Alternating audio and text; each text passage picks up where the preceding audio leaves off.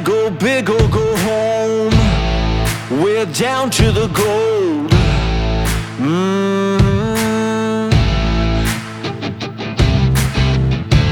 Never been a better time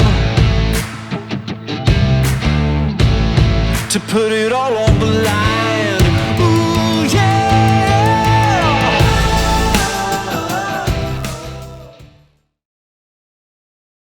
Welcome, everybody. Welcome back to another episode of Rumber Pod. It's me, your host, Spencer Smith, and my co-host, Ryan Lewick. We are here. We are back to go over a very fun division for you guys today on our breakdown series. We are returning to the AFC once again. We'll be going over the AFC East, and just a lot of fun additions in this division. A lot of great teams. Me personally, I would say this is the best division in football. I know we talked up the AFC North in that last episode, but for my money, this is the best. And really, top to bottom, it is above average, but we have a mixture of, I would say, elite teams as well, knocking each other around in this division. So we're going to kick it off with the Bills in a moment here. But Ryan, before we start off with that, tell me how you been. What's new? Oh, I've been doing pretty good, dude. Just plugging away.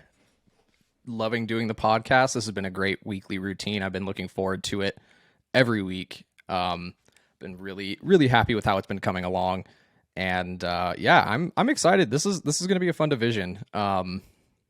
That's really about it. Just been working, been editing, been trying to put everything together. How about you, dude? I know that you're about to go on a little vacation, but you're looking forward to that.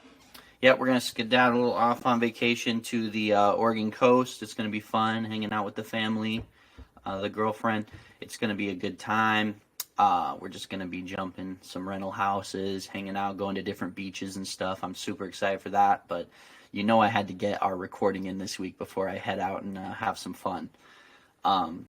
But yeah, going back to just this division as a whole, we're going to kick it off with the Bills here. Do you want to start us off just on kind of your overall thoughts? What stood out to you with the Bills? Yeah, I actually want to take a slight step back here. Just doing my research in prep for this episode, I kind of got a little bit lost in the history of the AFC East. Each one of these teams has had their glory days, some more recent than others, but this is a division that historically has produced some of the greatest athletes and dynasty the sport's ever seen. This is the most successful division in the history of football, with a total of 22 AFC championships and 13 Super Bowls since the merger in 1966. And the AFC East is a division that historically has been dominated by one team with different cycles of that domination. I mean, you have the 71 through 74 Dolphins, all the way up to 85 with Don Shula, including that undefeated season where they infamously lost 2 Super Bowls in a row. You also have the Bills from 88 to 95, who also infamously lost 2 Super Bowls in a row. You have the Pats. Absolutely. Yeah, absolutely. And then, of course, you have the Pats in the Brady era from 2001 to 2018. With this question of the Bills' takeover, so to speak, in 2018 with the breakout of Josh Allen. It's also, like I mentioned earlier, it's been a bit of a division of heartbreak and disappointment in moments. This is also the division that has lost the most Super Bowls of any division, with a total of 12 Super Bowl losses since the... Yeah, exactly. There's also is the only conference that the only division that has 2 teams that went undefeated in the regular season and went on to lose the Super Bowl that year. It just seems that since the 66 merger that the AFC East has been a seizing from one crown to the next, which is why this upcoming season really excites me. It presents the opportunity for an interesting paradigm shift. This is the most competitive this division has been in a long time. And, I see it now as you said, a really competitive race between these teams, which I just thought was interesting. Historically, this has been a division that has just been dominated by dynasty after dynasty, and now this is probably the most competitive that we've seen it, which I think is going to make for a really exciting 2023 season. This has been a cycle of dynasties or near dynasties throughout the history of the division itself. But right now we're looking at a division. Obviously, you don't know what something is a dynasty until looking back retrospectively. But I'm not entirely sure we have anything that resembles a dynasty right now within this division. It's like you said, it's so competitive that there are really three legit, like if they aren't elite, at least one of them is borderline elite and two elite teams in this division. And it's going to be a dogfight. It's kind of interesting too with the formation of the AFC West last year and all of the hype that went in. This division's getting similar talk. Obviously, the outcome of the AFC West last year was not exactly what everyone expected, just being a Godzilla versus King Kong kind of like brawl going on, but. I see a similar trend here where these teams have buffed themselves up big time, and obviously there's been new contenders that have risen in the last couple years. But you got your mainstay here with the Buffalo Bills. If you don't mind me just opening up with a little bit of my thoughts, the offense here. So, like, the Bills obviously have been top class of the division for a few years now, since kind of the rise of Josh Allen. I'm not telling the audience anything they don't know or you. But the thing that the story with the Bills to me is that they've been a team they've reached a level and they've struggled to kind of transcend beyond. And you see it, obviously, they've kind of capped out, been unable to eliminate Kansas City when they, get to the point where they have to play them wherever it is, AFC Championship or not. That has always been the de facto AFC Championship, regardless of where that game's been played. But I think the Bills have recognized this fact that they are capping out to a point. They've been such a great team for so long. It can be challenging sometimes to find a way to bring yourself over the top. And for my money, I feel that they have done that in a single offseason here. Kind of what stands out to me, and we can get into the details, but for me, I see we were talking about, I think last week or the week before, I can't remember at this point, we were doing Tennessee, and I said, I do not see the vision. I don't see the vision with this team. Yeah. I see the vision with the Bills and the changes they've made. Offensively, the most remarkable two players that got added to discuss for my money is the draft picks. You're bringing in Osiris Torrance, who, for most people's opinions, believed to be the best guard in the league in the draft. That is, he's a plug and play guy. I fully expect him to start either at left guard or right guard, depending how he looks. But he's going to be dependable in pass pro to a point. But he is an absolute monster in the run game. Absolutely, and that is kind of the setting off point. That's why I point to Torrance as the biggest shift for this team in terms of talent, because him paired along with the free agency addition of Connor McGovern, whichever guard spot they end up playing, shouldn't matter. This is a huge change for the Bills. They needed an improvement on the interior offensive line. And I think at the end of the day, the biggest thing that's been capping off the Bills and holding them back up to this point was the over-fixation in the pass game. And all of the offseason additions here, to me, add up to a team that's looking to reestablish the run and go back to a more balanced approach offensively. Absolutely. Yeah, I completely agree. And I want to say, too, that I saw, early on that there were mocks that had Torrance going to the Bills in the first round. He ended up falling out of the first round. But it's like you said, he's a true guard. Just considering maybe why he fell out of the first round, especially lately tackles are seen more valuable in the draft. But, we've seen with, early draft picks of guards with somebody like Quentin Nelson, they can be an immediate high impact player. And regardless of the criticisms that people may have of him, people have said his arms are a bit short. This is a great value pick, I think, especially in tandem with where they got Kincaid in the first round. There was tape where he played really well against Jalen Carter in one-on-one situations. I think this is an absolute steal in the second round. And it's like you said, O-line, to me, the one thing that stood out, and a reason that I also loved the Torrance pick was that the O-line was an issue with that team that wasn't talked about as much as maybe it should have been. Morse is fine, but Torrance, like you said, is going to be an immediate upgrade from Bates, where they got him in the second round. Great, it's BPA, great value. It's an immediate upgrade, and he'll be an impact player on the line and on day one. He didn't get beat often in one-on-one matchups, and he was super consistent. He's got great football IQ, and he passes off his matchups and picks up blitzes, as well as the rest of them. I completely agree. I love the Torrance pick in the second round. Mm-hmm. And that being said, there's other offensive additions through this offseason that point toward a shift toward the run game, a little bit more fixation on the run game. Because they also went out and got Damon Harris, who I'm a really big fan of, a nice kind of complement to what James Cook brought you in his first year. For me personally, I would love to see them get James Cook involved in the passing game a little bit more year two, now that they might have a little more trust in his hands and everything, just in the offense, knowing to be in the right place and whatnot. But he is going to be more of your slashing runner, probably a third down guy with this addition. And not only did they bring him in, they brought in Latavius Murray. So they've got a couple of bruising backs now that can actually pound it in between the tackles. And between that trio of Mitch Morse, who's been a very dependable veteran, great player for them, he's not necessarily in his prime anymore. He's not the Mitch Morse of old per se, but he is very dependable and he's going to give you good above average play. And pairing him up with McGovern, who I'd say is similar, he's a relatively above average to average guard. And what Torrance can give you as an absolute kind of a throwback mauler at guard.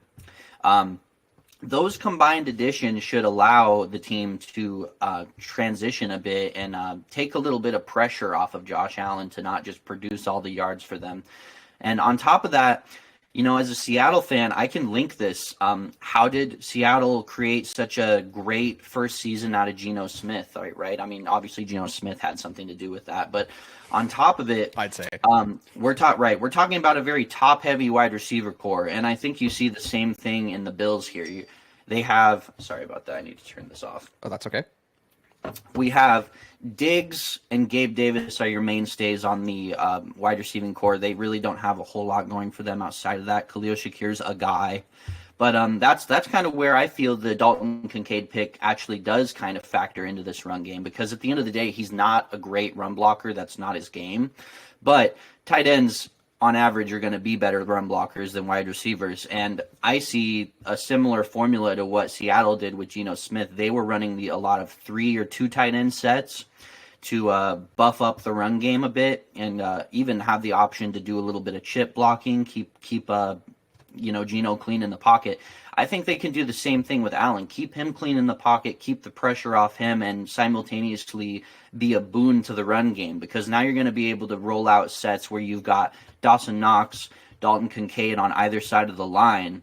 Regardless of which side, you're probably going to set your edge to the Dawson Knox side normally, but Dalton Kincaid can hold his own. He has the size to be at least a passable run blocker. And certainly, and that's all they need him to be. End, right? Mm-hmm. Yeah, and like transitioning to Dalton Kincaid, talk about perfect pick, a perfect fit for what they were needing. The one thing I agree, it's a very top heavy wide receiver room, and that was one thing coming into this season that I also noticed was that we know that Diggs is goated. He's the man. Gabe Davis is a great vertical threat. As a Saints fan, he has given me maybe one of the worst days of my football fandom life. I just got to say, I love the cycle every year. I love the playoff cycle every year where you get the Beastquake and the Minneapolis Miracle highlights just on repeat for a month. I love that for me. Anyway, regardless, Gabe Davis, great vertical threat. He really gets the most out of Allen's skill set with his arm. But yeah, I noted here that they did need a wide receiver 3. But getting Kincaid is a really versatile option who played a lot of snaps in the slot. Let's see here. I had some notes. Yeah. So in 2022, he played 12 games. and he had 401 pass snaps. 142 of those were inline snaps, just off of the line. But he had 221 of those snaps in the slot with 70 receptions. He's decent size, 6'3", 246. I think that, he's really truly a hybrid, tight end slot. I don't see any reason why they couldn't bump him out to the slot a majority of the time and give some really dangerous looks, especially in multiple tight end sets where you have Knox out there as well. Just watching his tape, he's a great route runner. He gets great separation. He's got, great foot in the ground cuts. As we mentioned, he does have room to grow as a run blocker, but that's not what they brought him in for, right? His talents as a pass catcher are why he got drafted. He doesn't need to be a great run blocker right now, but there is certainly room for improvement, given some of the line play in Buffalo last year. But just as far as what he's great at, he's great at finding soft spots in zone coverage. He's a great route runner, and I think he's going to be an immediate contributor, in that hybrid tight end, maybe slot wide receiver 3 role. I love that fit.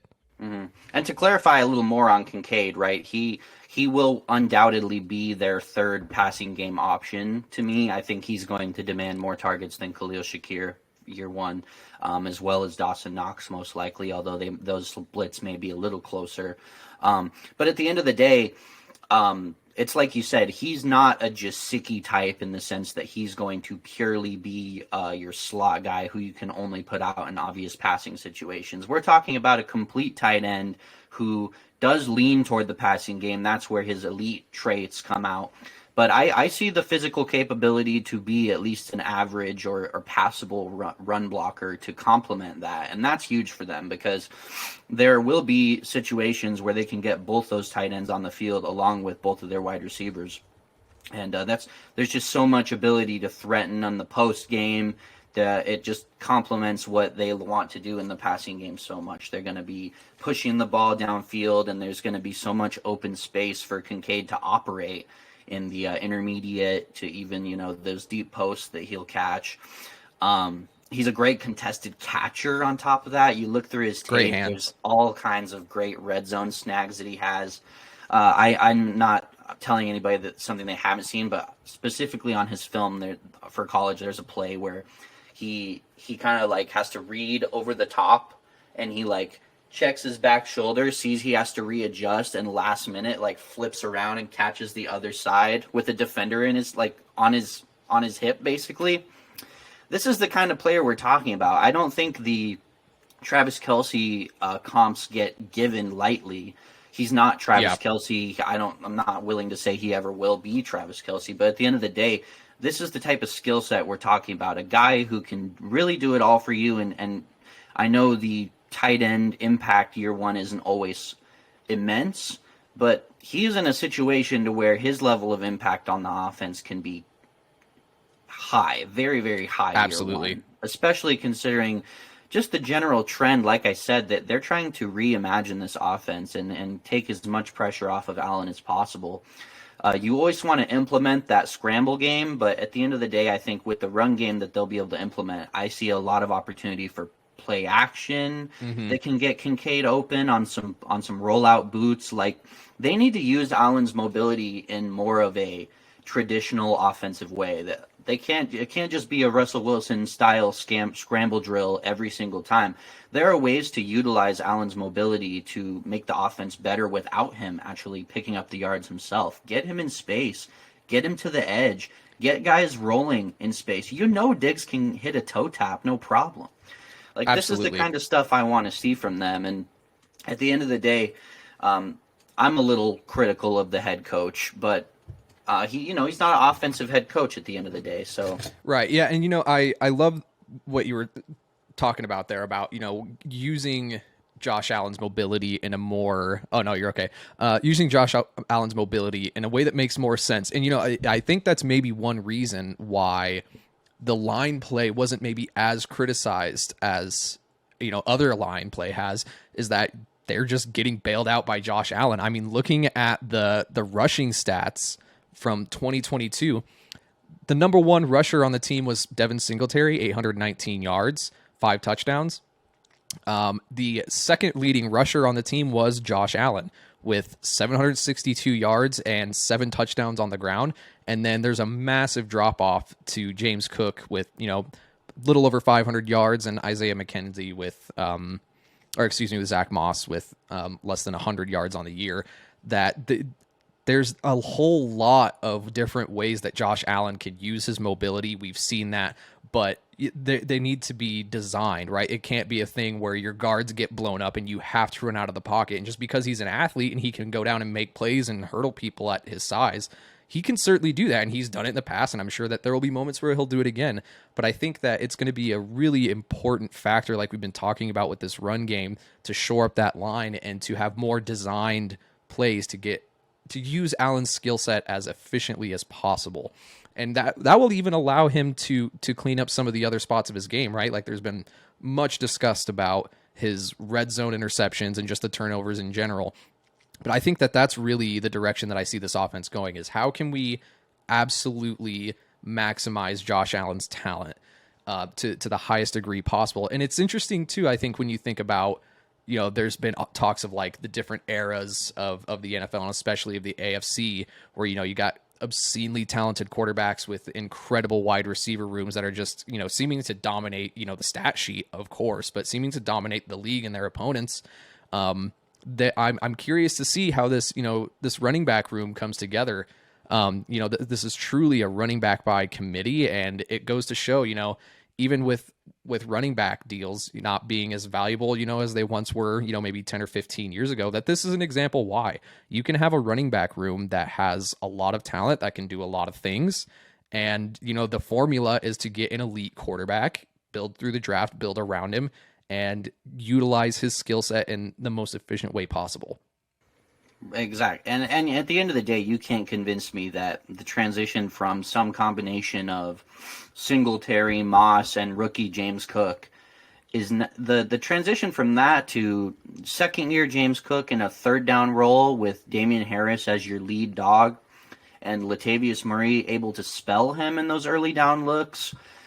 This is a much improved unit. We should mention Nyheim Hines too. Obviously, he's very explosive. Great depth, just rotational, of course. Mm-hmm. Yeah, and he's going to be a little bit more of a gadget guy. They're going to use him interchangeably, as like he'll probably take slot snaps at times, or even come out on wheel routes and things along those lines. But they have a lot of complementing skill sets, and I would say the net shift for this backfield is positive, in my opinion. I mean, maybe I'm not as high on Devin Singletary as other people are, but for me personally, I would take Damian Harris over him all day. And Zach Moss, I loved Zach Moss coming out of Utah, but he has been abysmal, to be completely honest. Yeah. There's a reason the Colts got him for a coin flip of a draft pick. Yeah. But the one thing I was gonna say before we move off of the offense, I feel like we're kind of running out of steam here, maybe a bit, but you were saying, the offensive line isn't as criticized as it should be generally, and I agree with that overall. But Spencer Brown, I know amongst the fan base, has been much maligned, guy that's everybody's kind of down on right now. And I would actually come to Spencer Brown's defense a little bit, and it's not because he has my name. But no, Spencer Brown, he obviously leans toward as a better run blocker, and I feel personally that the way the offense was formulated, it wasn't lending to his strengths as a player as much.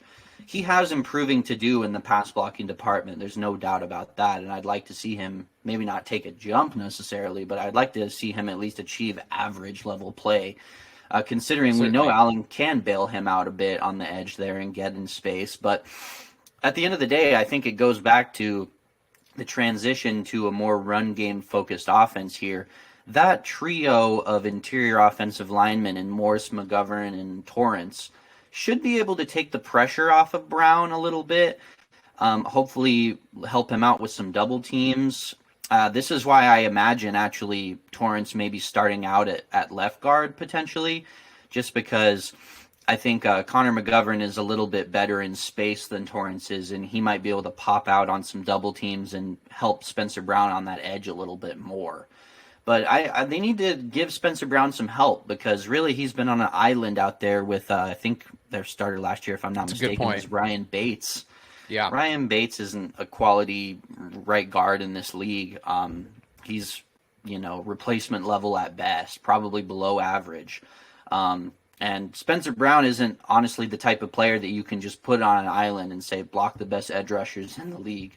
So a division that has probably some of the best D-lines. Exactly. Yeah. He's been going up against tough competition for sure. And I think we need to be a little more patient with Spencer Brown, give him one more shot at it. Nothing wrong with having a backup plan when it comes to that position for them. I totally get it. You probably need to hedge a little bit there. But at the end of the day, I think he can get it done considering the upgrade you've given this interior offensive line. And 100%. Overall, I'm very excited to see the transition that the Bills offense makes. I think this might be, Bills fans, it might just be the year you guys make it over the, ceiling that you've been smacking your head up against lately. Yep. Transitioning over to the defense. I think to me, the biggest question coming into this season is the defensive coordinator, Leslie Frazier, has decided to take a year off from coaching. The biggest question mark to me is, what does this mean, obviously, heading into the new season? The Bills' defense was an elite unit under Frazier's leadership during 2022, and is one of the best units in all of football. It finished second in the league in points per game. It also finished second in points for on the offense, for what it's worth, creating big-time point differentials, running up scores. That, to me, is going to be the biggest question mark, is with the departure of Leslie Frazier, what they have said is a temporary, year-long hiatus. What does Sean McDermott make of this unit? Clearly, they've been having a lot of success with Leslie Frazier at the helm, and how can that translate to Sean McDermott, being the sole play caller for that defense that is clearly an elite unit? They have been performing at an incredibly high level, and, I'm curious too, that they've built the vision here, right? Like, they have this hybrid defense where it's like a base 4-2 with an extra DB. Usually it's Teron Johnson with Tremaine Edmonds and Matt Milano at linebacker. And with great D-line and elite linebacker play, this scheme is really designed by Frazier to get the most out of their talent, much like we were talking about with the offense. So I'm just curious to see how McDermott does with the play calling and making some adjustments down the stretch of the season in the absence of this unit's, their leader and their architect, really, right? Right. And I don't think I'm really diverting from the norm, nor are you, in our a little bit of skepticism about how the defense can replicate what they've done in the past. At the end of the day, Leslie Frazier was getting a ton of credit for what they were getting done on this side of the ball. And Sean McDermott obviously is a defensive head coach, first and foremost. But this is going to be a big test for Sean McDermott this year. And for me personally, as a bit of a critic of Sean McDermott, I'm very interested to see if he can replicate that same level of success, considering the fact that this Bills defense, for the most part, has actually been scheming up a lot of the pressure they've been able to put on the quarterback. Yep. In these recent years. We're not talking about a insanely talented D-line group here. It's relatively top-heavy. They have guys who are legit, but at the end of the day, Ed Oliver has not really developed into the player they imagined him being when they selected him in the top 10, I believe, of that draft. Ed Oliver, I thought, was going to be a force of nature. I'm not trying to just dunk on the guy for no reason. He's been an above average interior D lineman, I would say. He's had his moments, but he's not necessarily a world beater like they would have envisioned for him. And using some elements of his game along with early years of Greg Rousseau's career, who's come along really well. I'm a big fan of Greg Rousseau. They had year one Von Miller as well with their team, but he was really all that was going for them in terms of the pass rush production. It felt like it was all predicated on what Von Miller could do. And at this juncture in his career, it's just not reasonable to expect Von Miller to be your lead guy when it comes to generating pressure on the quarterback. One thing I will say, I really love the offseason addition of Poona Ford for this interior D-line. They've long needed a legit running mate for Ed Oliver, and I think this could maybe free up a little bit of development space for Ed Oliver. I personally, obviously, I have a bit of a bias here, but I really like Poona Ford as a player. Yeah. He can be kind of their legit nose, or they can ask him to penetrate. He's a bit of an undersized guy, but he's shown the ability, especially in this 4-3 style defense, to play reasonably good snaps as either your legit nose or sort of more of a penetrating. I'm not sure he could go as far as 3-tech necessarily, but he's versatile in the same way that Ed Oliver is. And I know a lot of people will criticize Poona Ford for having not as strong of a year with Seattle, but you have to remember Seattle was transitioning to a 3-4 scheme, and it has not matched Poona Ford's skill set whatsoever. So yeah, he was getting exposed a bit in the run game, but considering the surrounding talent he'll have on the Bills now, maybe we see a better, improved version of Poona Ford, what we used to imagine him being. But that being said, I'd love to hear your thoughts on the loss of Tremaine Edmonds. Speaking of the run game, he was a big part of what they do. Pretty special player. He was another one of those guys similar to Ed Oliver, really, really hyped coming out of the draft. He's got a little bit closer to living up to that level of hype. I think that he hasn't been exactly what they hoped necessarily, and hence why you see him walking for a big contract to the Bears. But at the end of the day, he did bring a special physical skill set that allowed him to operate well in space, and he was really the true running mate to Matt Milano, who has been excellent for them. But what do you think about in terms of his loss? Do you feel that they're equipped to replace Edmonds well, or do you think that this is going to be a big problem for them going forward? And yeah, it's interesting that you bring this up, because I think that this is the big thing about, we were talking about hitting ceilings, right? That's why it's so heartbreaking if you're a Bills fan, to see that happen every year, is because pieces are going to start to go missing. When bills start to come due, pieces are going to start to go missing. And Tremaine Edmonds is no doubt going to be a huge loss. But, I got to say, overall, I was pretty happy with, that. I think they did a pretty good job of retaining other pieces of key talent despite losing Tremaine Edmonds.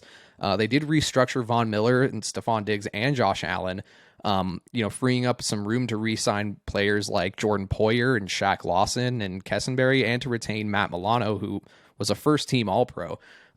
Despite the fact that they, had to let Edmonds walk, which you don't love to do, I think that despite losing him, they were able to retain some key talent on the defensive side of the ball by restructuring some of their bigger deals. But without a doubt, his presence is going to be the lack of his presence rather is going to be felt, especially as we're getting down the stretch of the season and into the playoffs, where you're going to be facing elite teams that have everything firing on all cylinders. They're going to miss him for sure. Mm-hmm. And just to kind of piggyback off of that, it's for me, I don't feel personally that coming into the draft, they really had a reasonable replacement for what Edmonds brought. At the end of the day, you're not going to just pull some random player out that can bring you what Edmonds brings, but you have to have some reasonable replacement plan. And I'm not sure the Bills really had anything that great. I mean, A.J. Klein has been decent for them, but Terrell Bernard, is that doing anything for you? They've had some guys in this spot that I don't have a lot of faith in, but going to their draft on top of stealing Osiris Torrance in the second, possibly stealing Dalton Kincaid at pick 25 in round one, they cap off a great day 1 and 2 with grabbing Dorian Williams in the third round. Mm-hmm. And for me personally, I love what Dorian Williams brings.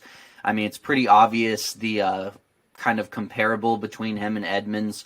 They aren't the same player, actually. I think Dorian Williams is a little undersized for the position in comparison to a guy like Edmonds, who's just a behemoth. But at the end of the day, Dorian Williams plays much larger than he is stature-wise. Dorian Williams, a total tackle machine for Tulane. Definitely one of those slept-on guys that I could see coming in. And I actually did just read an article for our prep that they were saying that despite his he didn't play this in college, but they're going to have him compete for the middle linebacker spot, which is good to hear because Yeah. They want to get Milano active in the pass rush. He's so versatile. They want him to be doing a whole lot of different things. So he's going to be bumping around at the outside spots. He'll play some will in places where they want to man him up on tight ends and whatnot. But he can also get after the quarterback so they can send him on blitzes. You want to keep him versatile, keep him as your Swiss Army knife. He needs to be in attack mode. That's when Matt Milano is best. Without a doubt. And at the end of the day, if Dorian Williams can come in and be, at least a passable middle linebacker year one, that's a huge win for this defense because he is a tackle eater. He is very physical, he plays angry. He's a downhill guy. He's kind of a throwback for the middle linebacker position. He's going to need some time to develop, but at the end of the day, his game speed too. He's pretty fast for his skill set. He's a thumper. But he has the upside physically to develop into a guy that can be dependable in the, manning up game or playing zone. So we're going to see what Dorian Williams can do. Maybe he doesn't steal the starting middle linebacker job year one, but you have to imagine he's going to be some cog in this machine that they're running maybe at the will spot if he doesn't take over completely as the middle linebacker. But the way I feel about Dorian Williams, I would not be surprised if you see him as the week one starter at middle linebacker. And if that doesn't happen, he may take the job over by the middle of the year. Yeah, absolutely. I mean, of course, barring injury, right? I mean, this is one of the reasons that I think the Bills have had some success is that they were able to create depth at important positions, and certainly they've had some luck with injuries. But I agree. First, second, and third rounds of this draft, I think they hit it out of the park. I think it's one of the better drafts of this offseason. And didn't have a lot of picks to do it, right? This is a team of efficiency. They are trying to get the absolute best mileage out of this team and this roster while they still have it. And trying to continue to build that through the draft is a huge part of that as these contracts start to come due. I have high hopes, again, for the Bills this upcoming season, and I think that they put themselves in a position to just be potentially better. I think we will see a bit of a decline just in general, not too much, but I do expect them to still be one of the elite top dogs of the AFC. Well, yeah, right. And they have problems to solve on the front seven, but I feel for the most part they have some combination of guys that can get it done for them. If they play their cards right, they can get it done with some rotation of Epinesa, Jordan Phillips, adding Poona Ford into the mix there. You've already got Miller. Hopefully he can give you a healthy season.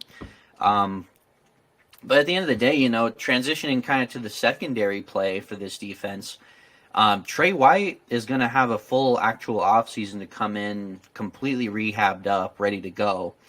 Trey White I don't think he will be this long term, but for all intents and purposes for last year was a shell of himself to me in coverage. He wasn't getting exposed necessarily, but you could tell he was still affected by that injury. And hopefully we see what we're used to seeing from Trey White. And if that's the case, man, this could be a really fun team. They somehow managed, like you said, to keep Poyer and Hyde in the building after all that speculation that they could have had a Bengals-esque offseason and potentially lose both of those guys eventually. I know it wasn't the same year, but there was a possibility they could lose both. On top of that, they're picking up Taylor Rapp from the Rams. Very underrated guy that can do all kinds of stuff for them. If there's a Swiss Army knife like Matt Milano for them in the front seven, they could do the same thing with Rapp. He could play all these different positions. He could go to your nickel. He could spell Jordan Poyer and Micah Hyde in different spots. But between those guys, you've got Dane Jackson, who I'm a big fan of. He's an above-average corner. Whatever DeMar Hamlin can give you in his return. Kyer Elam was a first-round pick for them, and they probably will roll him as the outside corner starter again this year. I'm really excited to see what he develops into because I was a big fan of him in that draft class. So overall, I think at the end of the day, you can see I think we're going to get highly improved secondary play from this team. Hopefully that can take the pressure off the front seven a little bit, create a little bit more coverage sacks if they can be sticky in coverage like we're used to seeing from the secondary. One of the best in football, absolutely. in my opinion. I completely agree. Yeah. Mm-hmm. Good. All right. Well, I think we should transition a bit here. If there's no closing thoughts for the Bills, we're both very high on this roster. The logical next one to go to is the riser, the big villain in this division. Everybody's worried about, but it seems, is we've got the New York Jets. I'd love for you to kick it off on the offensive side of the ball. Not a whole lot happening here. Not a lot of change, right? Nothing notable, really. Yeah, can you expect more of the same? No, but you and I had a very lengthy discussion not too long ago about Mr. Rogers coming to town. Not the man in the sweater vest, but the man that will do ayahuasca and a darkness retreat. Right. Man, super normal interests. Obviously, this is a team that was a competent quarterback away from maybe being a playoff team. Having said that, I don't love the way that Aaron Rodgers made this happen. And what I mean by that is that I think that in general, Aaron Rodgers is a very demanding player.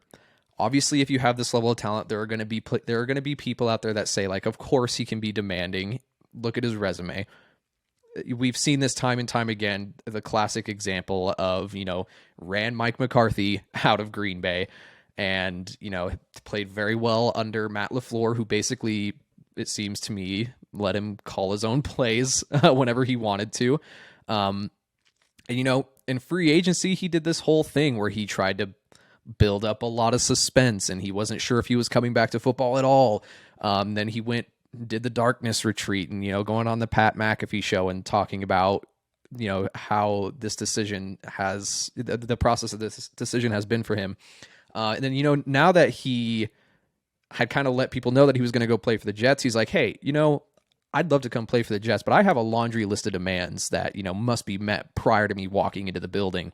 And the Jets being in the position that they are with the defense that they have, right? And with the talent that they were able to put together, they are in a win now mode. And obviously Rodgers was able to leverage that into the exact situation that he wants. But you and I talked about this previously. I have questions about what this can do to a locker room. If you have a guy that prior to walking into the building, he's making roster demands and he's making decisions about, certain groups on that roster that just seem to be at the whim of whatever Rodgers thinks. This is not an uncommon thing, right? Like obviously Peyton with the Colts had a similar reputation of, getting to bench players that he felt weren't cutting the mustard.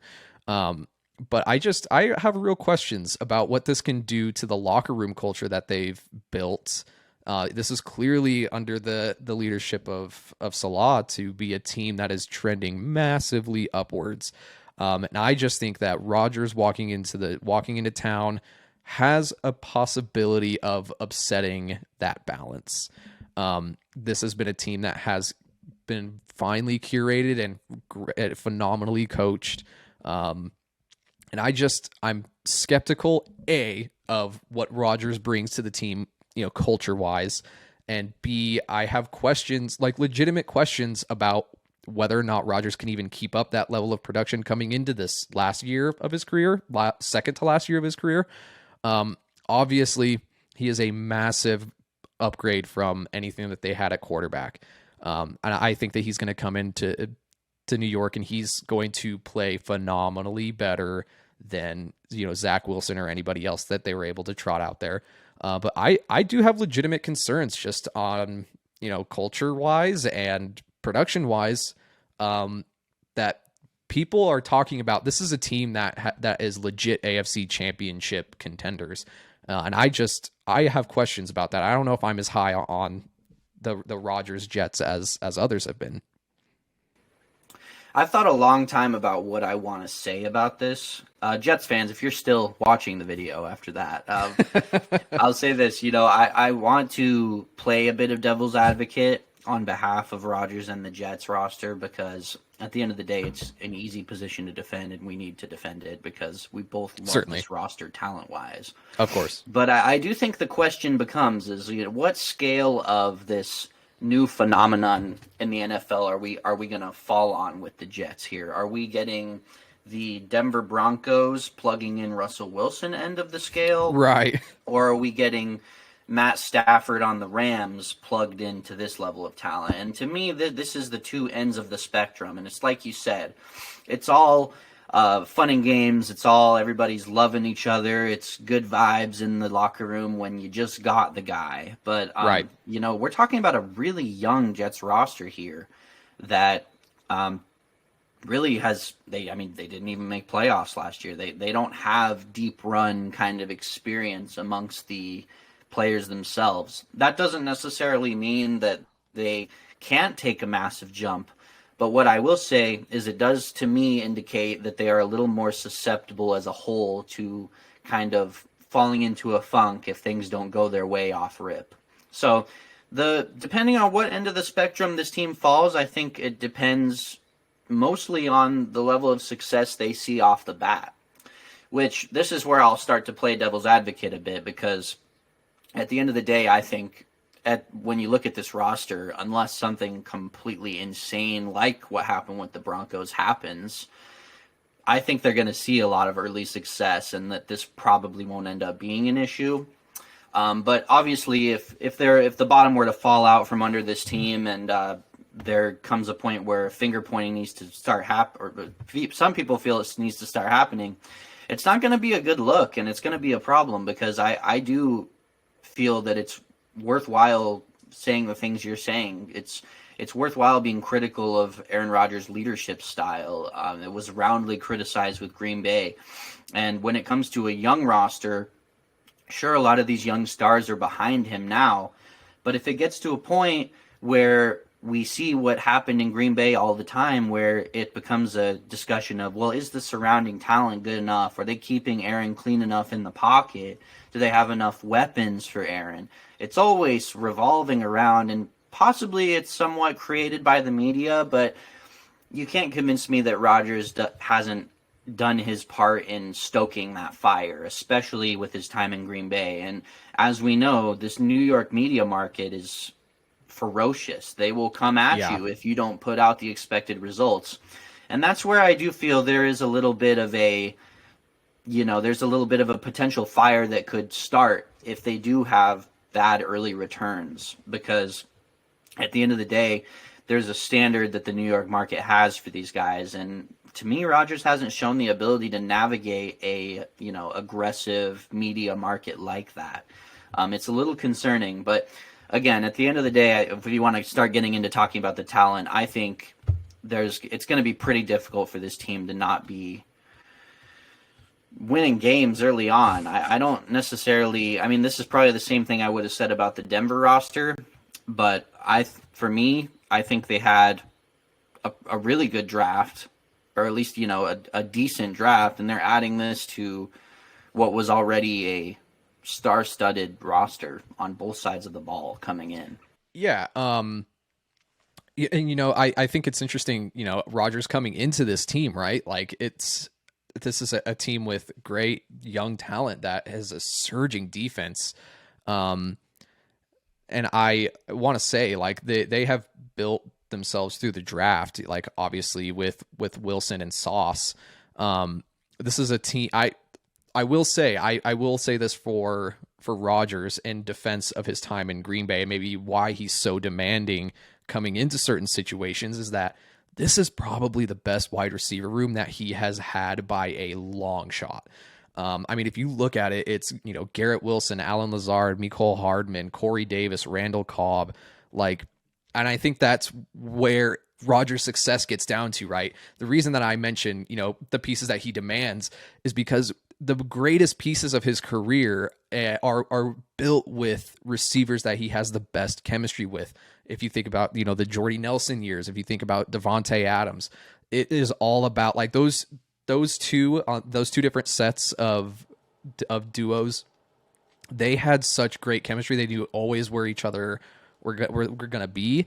And it allowed them to play in a way that just let them play a step faster than everybody. And I think that that's maybe a concern that Rodgers had, coming into a team that is full of young talent, that he wants guys that he does have chemistry with, at least to have an understanding, right, of progression and where everybody's going to be.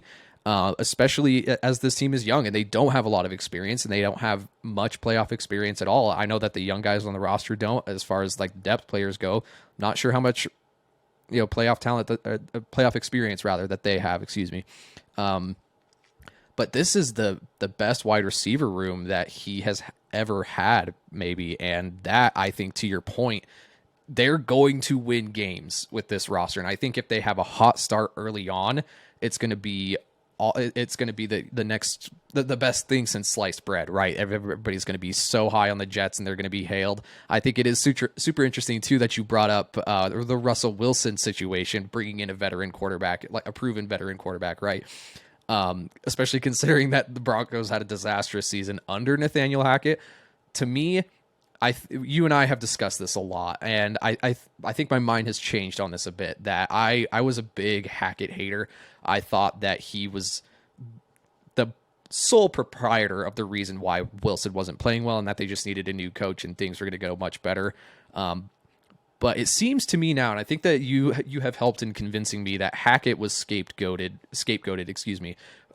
for the play of Russell Wilson. And I'm excited to see, as he's coming in as the first year offensive coordinator, what he's able to do and maybe bounce back a little bit from the reputation that was built in Denver. And he got ran out of that town for a bad deal that they made. I'm curious your thoughts on that.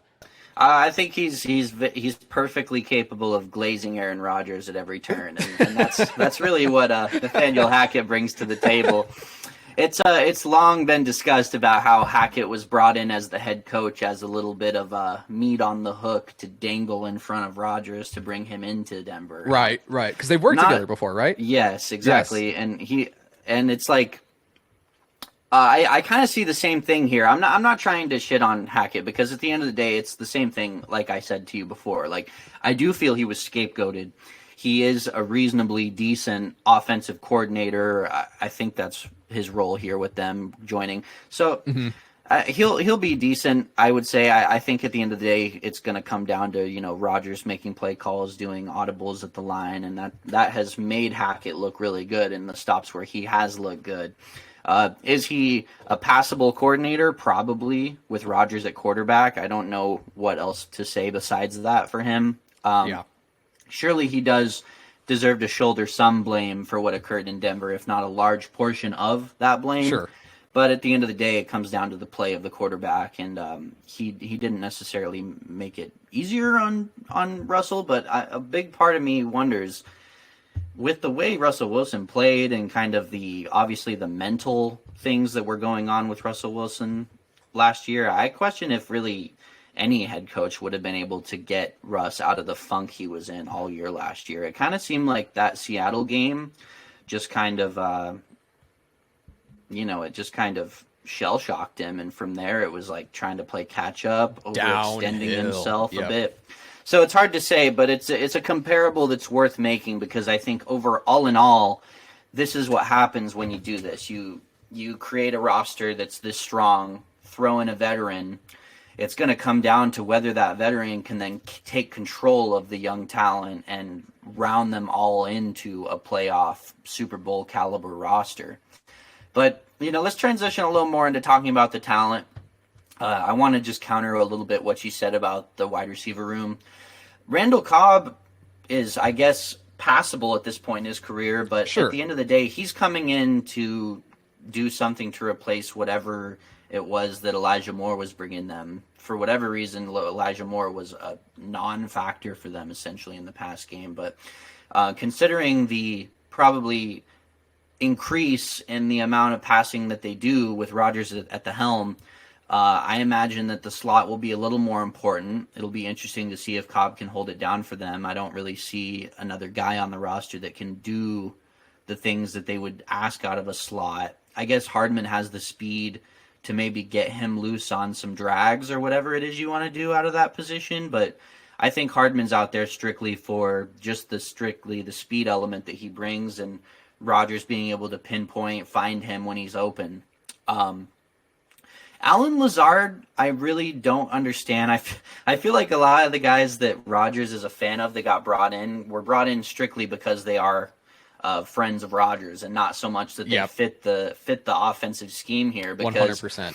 Lazard can threaten deep, yes, but at the end of the day, you already had Corey Davis, and I like Corey Davis as a player. I think he's been underrated for quite a while now. He's never going to be the superstar that we all thought he would be coming out of, I believe, West Virginia. But at the end of the day, I would be, I guess, not surprised if Lazard gets more targets than Corey Davis, but I feel that would be a mistake because Corey Davis is a more quality player than Lazard. Lazard is still on the rise, so maybe he could develop into something more. But at the end of the day, I find that to be a little bit head-scratching. I understand the Hardman acquisition. Just that speed is great to go along with Rodgers' skill set. But Lazard and Cobb, they're just there because Rodgers likes them, to me. 100%. They'll be able to contribute, sure. I mean, they're decent players in their own right. Even Lazard, I would say, is above average and ascending at this point. So I can't hate on it too much. But you can't help but question with the way the draft went and the way that the pass protection is shaken out, man, maybe that money would have been better served getting some competition for the tackle spots or guys that can at least step in, because this has been a long suffering tackle unit here with lots of injuries happening. They had to kind of emergency call Dwayne Brown and bring him in to hold it down on the left side. I'm a huge Dwayne Brown fan, but you can't help but question how much more he can give you at this point. And then Mekhi Becton has obviously just been injured, and I feel really bad for the guy, to be honest, because same, yeah, he's so talented when he's on the field. Agreed. He clearly can develop into something good, but at this point you have to wonder, what do we have in Mekhi Becton? And that's kind of where I'm at with it. It's like, you let Rodgers play GM for you, this is what you get. You end up getting hurdled by the Pittsburgh Steelers, and they steal your guy in Broderick Jones in the first round. Next thing you know, tackle run goes through. You don't really have a tackle that you desperately need. Looking at the draft, I love the Joe Tippmann selection, but that wasn't who they wanted to come out of this draft with necessarily. I think that the tackle position is so much more pressing, and they didn't sign, but they've had Connor McGovern at center, and he's been decent for them. Tippmann will maybe push him year one, but I see of it more of a molding Tippmann into the starter situation, and McGovern will continue to be their starter. So it's between, they have a decent interior. AVT obviously is a guy that's turning into a really high-quality guard, but I'm concerned about this tackle unit. And as far as the the balance between, are we leaning the Denver Broncos side or the Rams side of things, this is the kind of thing that makes me wonder, is this more of a Denver Broncos leaning style of plug-and-play team? Because a terrible O-line in Denver. Yes. I mean, there were some good things going for the line in Denver, but at the end of the day, it clearly wasn't enough to get the job done and keep Russell comfortable in the pocket. And with the aging and obviously declining Aaron Rodgers, keeping him clean has to be priority number one. And I truly question if this unit can keep him clean enough to where he can be effective. And that's going to be fascinating to watch, obviously. Agreed. Yeah. And, I just want to touch on the O-line here. This is an O-line unit that they were just incredibly unlucky last year. This completely healthy O-line, I don't think it's insane. They have high-end potential. They really do. If everybody stays healthy, they have a great starting five, and I think even sorry, what is happening? Oh, can you hear me? Oh, okay. Sorry. This is an O-line with a lot of great potential. I think this starting five, if they stay healthy, is really, they can play well, and even with AVT and Becton going down with season-ending injuries, I think McGovern provided some consistency in the line through those injuries. And barring the injury woes, Even I think Fant even played pretty well after those two went down. Barring injury woes, I would say that this would not only be a good line, but a great line that would be much improved if everybody stays healthy this season. But that's the biggest question mark, right? Had everyone, they have the tools to. Absolutely. And I loved what you said about when you let Rodgers come into town and play GM, and you have to get rid of assets in order to get the assets that he wants. Maybe a few months down the line when it's time to get to the draft, there's that run on tackles. What do you have to give in order to move up and get your guy if you have to? That to me, it was the biggest criticism I had of Rodgers coming into New York, was that if he's coming in and demanding all of the pieces, then you don't have those pieces to move around and maneuver elsewhere where you might more desperately need them. I think especially after last year where you had a decimated O-line. That's a big head scratcher for me. However, touching on some of these draft picks, I think Tippmann would certainly be competing. They've said that he'd be competing for the starting job with McGovern, which I like. And even despite the fact that there was that run on tackles that they didn't get, this is still an offense that with Rodgers coming in, they are going to be a whole lot better. And I really hope for the Jets' sake that, maybe not necessarily for Rodgers' sake, but that for Jets fans' sake, that this line stays healthy and that they can unlock the potential of all the young talent that they've built the right way, right? Like they built through the draft and they brought in a head coach to utilize all the pieces and make it all work. And I really hope that for Jets fans' sake that it works out the way that it should. Right, and I think it's reasonable to be, overall optimistic about the outcome for this team.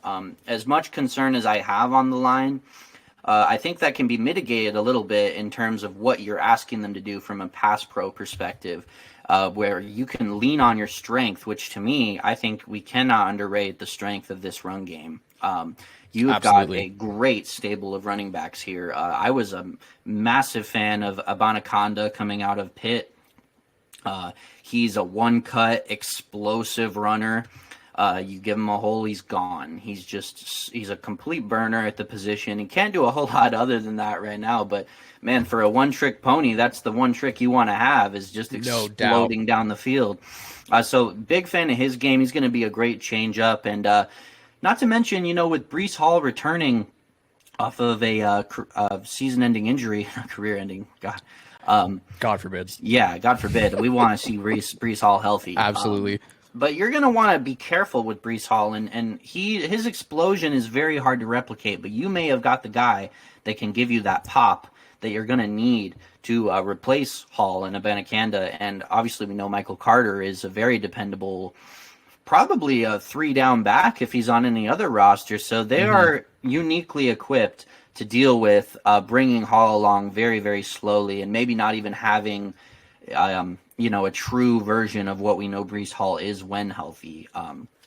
Obviously, my rule for fantasy football is 2 years removed from the ACL, and that's it. So I don't know how much we can expect from Hall, but we know the kind of player he is, and with his youth, who knows, maybe he has an Adrian Peterson kind of bounce back year and can be himself. But regardless of what happens, this is a strength that I would like to see this team lean into if they want to be successful. They're 4 deep even. Zonovan Knight showed a lot of really good things for them last year when he had 100%. To come in through injury. But injury is the name of the game with this team, right? I mean, we're gonna need to see a healthy season put together from a lot of these guys, and there's a lot of factors that could go right or wrong for them. So it's going to be interesting. Last closing thought for the offense I would like to share. Absolutely loved the selection of Zach Kuntz in round 7. This is a guy who has the ability to put together a game like a Dalton Kincaid in the end. He's raw. He needs a lot of time.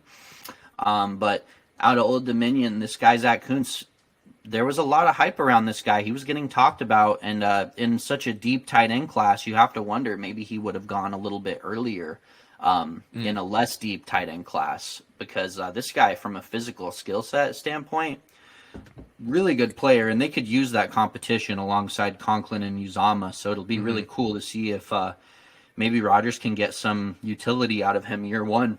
But either way, he's probably a long-term developmental guy. Just wanted to say, really big fan of Zach Kuntz. Love that selection. Yeah, we can transition a bit here to the defense. And obviously we can start here with the draft after the tackle run, getting Will McDonald out of Iowa State. Tackles were off the board. It seems like it was like a BPA on an edge rusher, right? Like he was the best remaining edge rusher available. I understand why people think this was a bit of a reach, especially considering how deep they already are on the D-line. But McDonald's speedy, he's athletic, he's a loose ankle end who plays with a high motor, who can get after the quarterback and fly around the edge. Despite the fact that he maybe is a bit undersized, but both the GM and Salah seem incredibly high on him as a prospect, just based on some of the stuff that they've said. This seems like a pick to make the play of this D-line as future-proof as possible, right? Like there was some people, it was like a bit of a head scratcher just considering the D-line play. But, with a lot of young talent, especially at drafting the offensive and defensive rookie of the year, I can tell you as a Saints fan that bill comes due pretty quick, and some other pieces are going to have to go if you want to keep those assets. So I think that in hindsight of the pick, I do like it. It's trying to make the team as future-proof as possible, trying to keep up that incredible defensive play as much as possible. And I just want to note here that thank you, Robert Saleh, from Jets fans everywhere, creating a phenomenal defense. It was pretty funny, though. I saw the PFF rankings after the season ended that they had the 32nd ranked offense and the first ranked defense. I'm not sure how many times that's happened, but that's just really how abysmal their quarterback play is. But there's just nothing but great things to say about this defense and what they've been able to put together here. Quinnen Williams finally, I think, has broken out to the level that people have been expecting. Great player. Really broke out. Carl Lawson has played well. JFM has played very well. You obviously have Mosley, but my friend, you and I, we love our DBs, and there are few in the league like Sauce Gardner. I just wanted to give you an opportunity to talk about Sauce if you have any thoughts. I'll get to Sauce in a moment. I want to respond to you're talking about Will McDonald. Yeah, I just want to commend one more time Joe Douglas. He really did a good job, because as we discussed, there was kind of an upset, so to speak, where there was a huge tackle run. It was obvious that's who the Jets needed and wanted in that area, even though they haven't been able to admit it. We all know what it was. They're never going to admit it. But at the end of the day, it's a good kind of pivot point to be like, oh, well, shit, we missed our guy. Let's just grab Will McDonald. Yeah, you could probably call it a reach, I guess, just because there was, the 15th selection. But at the end of the day, I mean, is there a position you'd rather reach at than edge rusher? And not even more, getting a guy as athletically gifted as Will McDonald. If he develops into the player that we know he can become, if he reaches his ceiling, the 15th pick will look like a steal for Will McDonald, 100%. Yeah. And as you said, future-proofing this, they had selected Jermaine Johnson the year prior. He was an underrated, just kind of guy that fell on the wayside from such a strong rookie class, with guys like Sauce Gardner taking a lot of the shine. But pairing him up as potential future bookends, Jermaine Johnson, Will McDonald, I love that duo for the future. And Salah's going to get a lot out of guys like that. I mean, there's so much athletic upside with both of those dudes. I was a bigger fan of Jermaine Johnson coming out of Florida than I am even of Will McDonald. And I love both of these guys. But Jermaine Johnson is an absolute killer on the edge. And we have not seen half of what he can become. He didn't have that strong of a rookie season, but I have a lot of faith in Salah being able to get that out of these guys. And going back to what you asked me to talk about with Sauce Gardner, insane first year, unbelievable. Just Obviously, the ball production it left people a little wanting, but you can't help but think there was a bit of a Richard Sherman situation going on here, year one, where the league caught on halfway through the year. The league caught on and said, we're just not going to throw at that guy. And shout out to my boy DJ Reed. Love him. Yes. He's a Hawk for life in my mind. Love DJ Reed's game. Such a great story as a guy who came out of the depths. I think he played semi-pro for a while, just trying to get a shot, and bounced around with the Niners, found his way onto the Seahawks, and was kind of thrust into a starting role out of nowhere just because of injury. He needed to play. DJ Reed is an absolute baller, and to get thrown at as often as he did because of what I'm talking about, teams needing to avoid Sauce a little bit as they figured out what he was.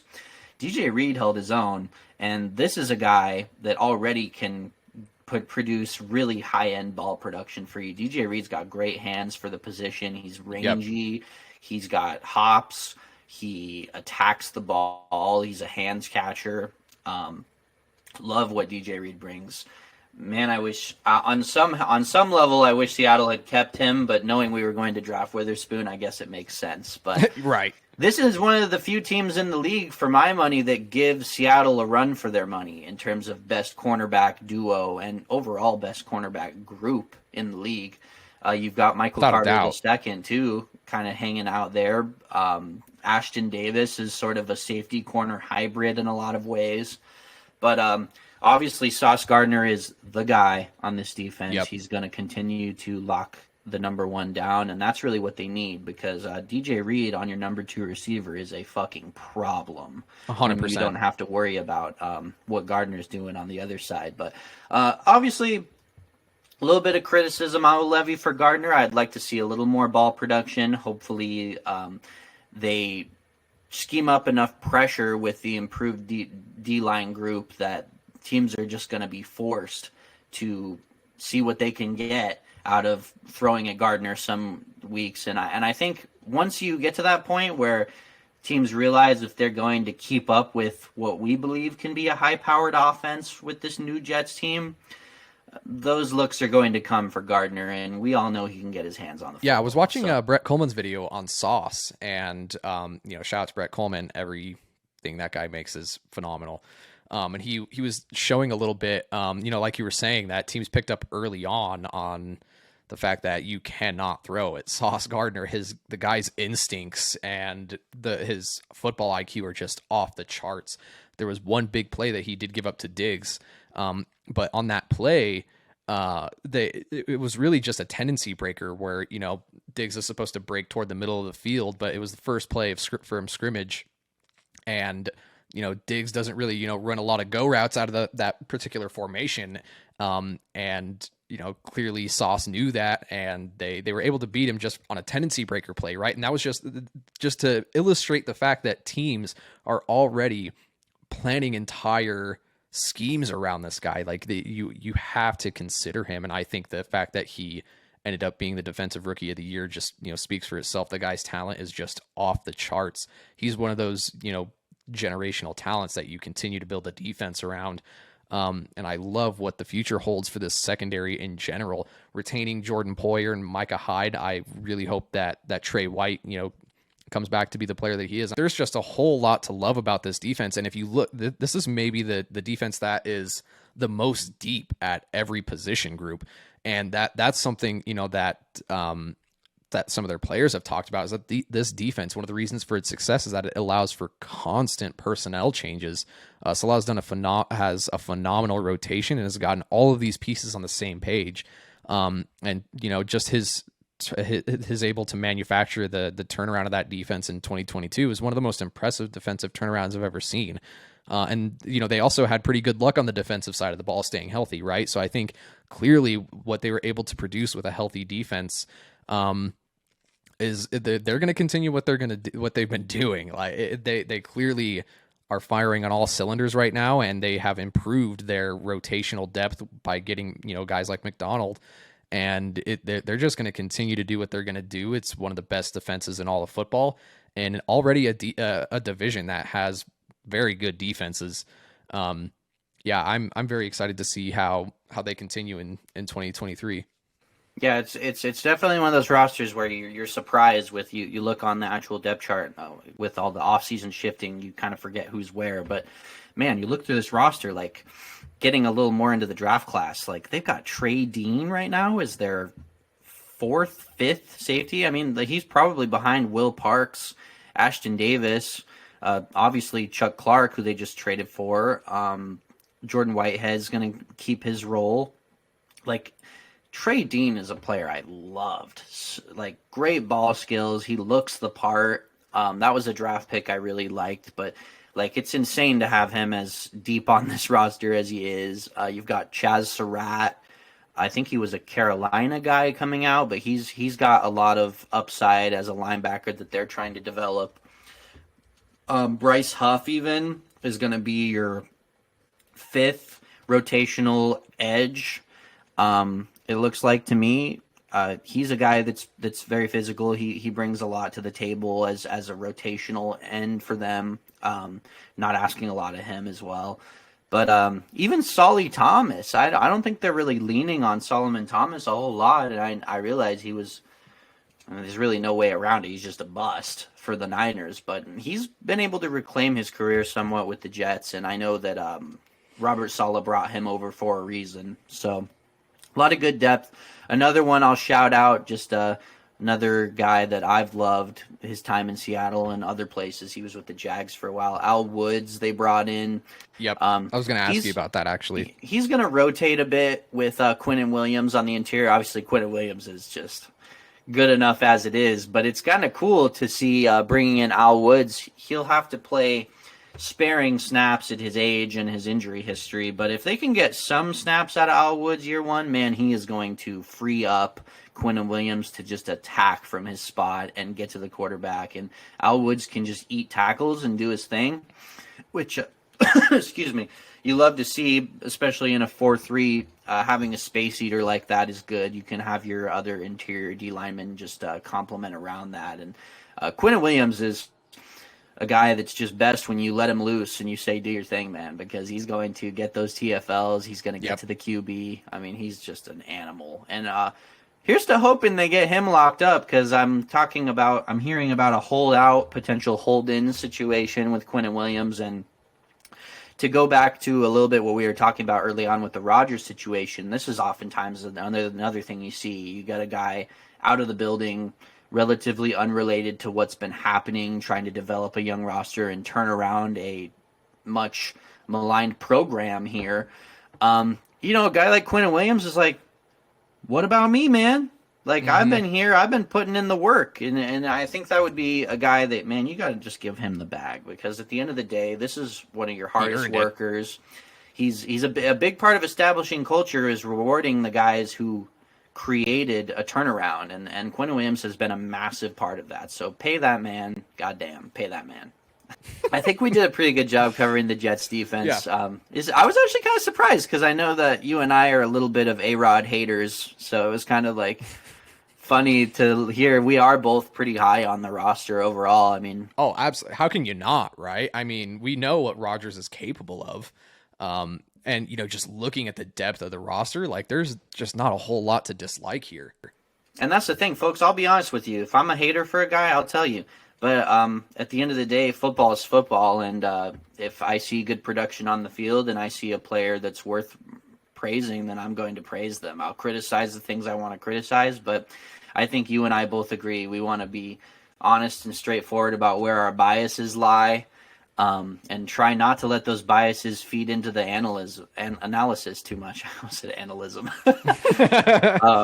But we don't want it to taint our overall perception just because we may feel a way about one guy. And I think you guys saw it pretty distinctly with the Browns analysis. I can't fucking stand Deshaun Watson, and yet I'm very high on the Browns roster and their future as a team. But anyway. And if Rodgers does come in and he plays at an MVP caliber level, I will be the first ones to eat my words, be like, oh yeah, maybe there was just something about Green Bay that he, that his leadership style wasn't equipped to deal with that roster and that team, and clearly it's working elsewhere. I'll be the first to admit that if I'm wrong.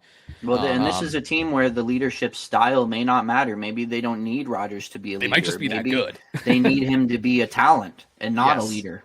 Yep. They have leaders on this team. Garrett Wilson's a young guy, but he strikes me as a dude that comes in, does the work, and people see what he's doing, and he leads by example. So, and that's good. They've got vets like Dwayne Brown. Connor McGovern's been in the league for a while. You know, there's a way in which maybe Rodgers isn't leaned on as the de facto, like, in everybody's ear style leader. Because you know he is going to be, like, calling guys out. That's just kind of what he does. Well, and, you know, I think that's the value of having a head coach like Salah, right? Is that clearly he was able to produce a defense that kept them in contention despite their horrendous quarterback play. If there's not a guy that commands respect and leadership, if Salah's not it, I don't know who is. Salah's a huge factor. I think he's going to be the glue guy for this whole situation, to be honest. All right, so let me kick off with Miami, if you don't mind. Another team didn't have a lot of draft capital. That's a bit of an understatement. 4 picks. Yeah. 2 of which were in rounds 6 and 7. So, they kind of strapped themselves out on draft capital. But, you know, this is a team that's been very much in the Rams mold of fuck them picks. And sometimes you love it. Sometimes you love to see it, especially when you are in such a win-now mode as a team like this. I mean, good Lord, the depth on this roster, the star power on this roster. Let me just start with this. First thing that stood out to me with this draft in particular was the Devin Achane pick in round 3. Yes. Devin Achane, an absolute burner. They were going by committee anyway, so maybe Achane is an elite dog guy. That's not really a big deal for them, but if there's anything the Dolphins love, it's elite speed, and we're talking about a borderline 4-2 guy at the running back position on an offense that it's been their bread and butter, getting stuff out of guys like Raheem Mostert, who just happens to be on this roster. Yep. But I look toward the Raheem Mostert of old on the Niners, and I can't help but see similarities in Achane in his game. Mostert, I believe, is a little bit bigger of a guy, but in terms of pure explosiveness and playmaking ability, man, they're very similar. And Achane has actually decent hands, too, so they're going to be able to utilize him out of the backfield. The only reason Achane stands out to me is because I think in the whole overall scope of the team itself, Achane is just one more threat with a team where it's like, how do you even address all the threats that they're bringing to you on the field? We're talking about a team that lost Mike Gesicki, and I'm barely even worried about that loss, frankly. Yeah. The tight end was never a big part of what they did anyway. Yeah. Between Tyreek Hill and Jalen Waddle, for my salt, this is the best wide receiver duo in the entire league. You won't be able to convince me otherwise. I love Tyler Lockett. I love DK Metcalf.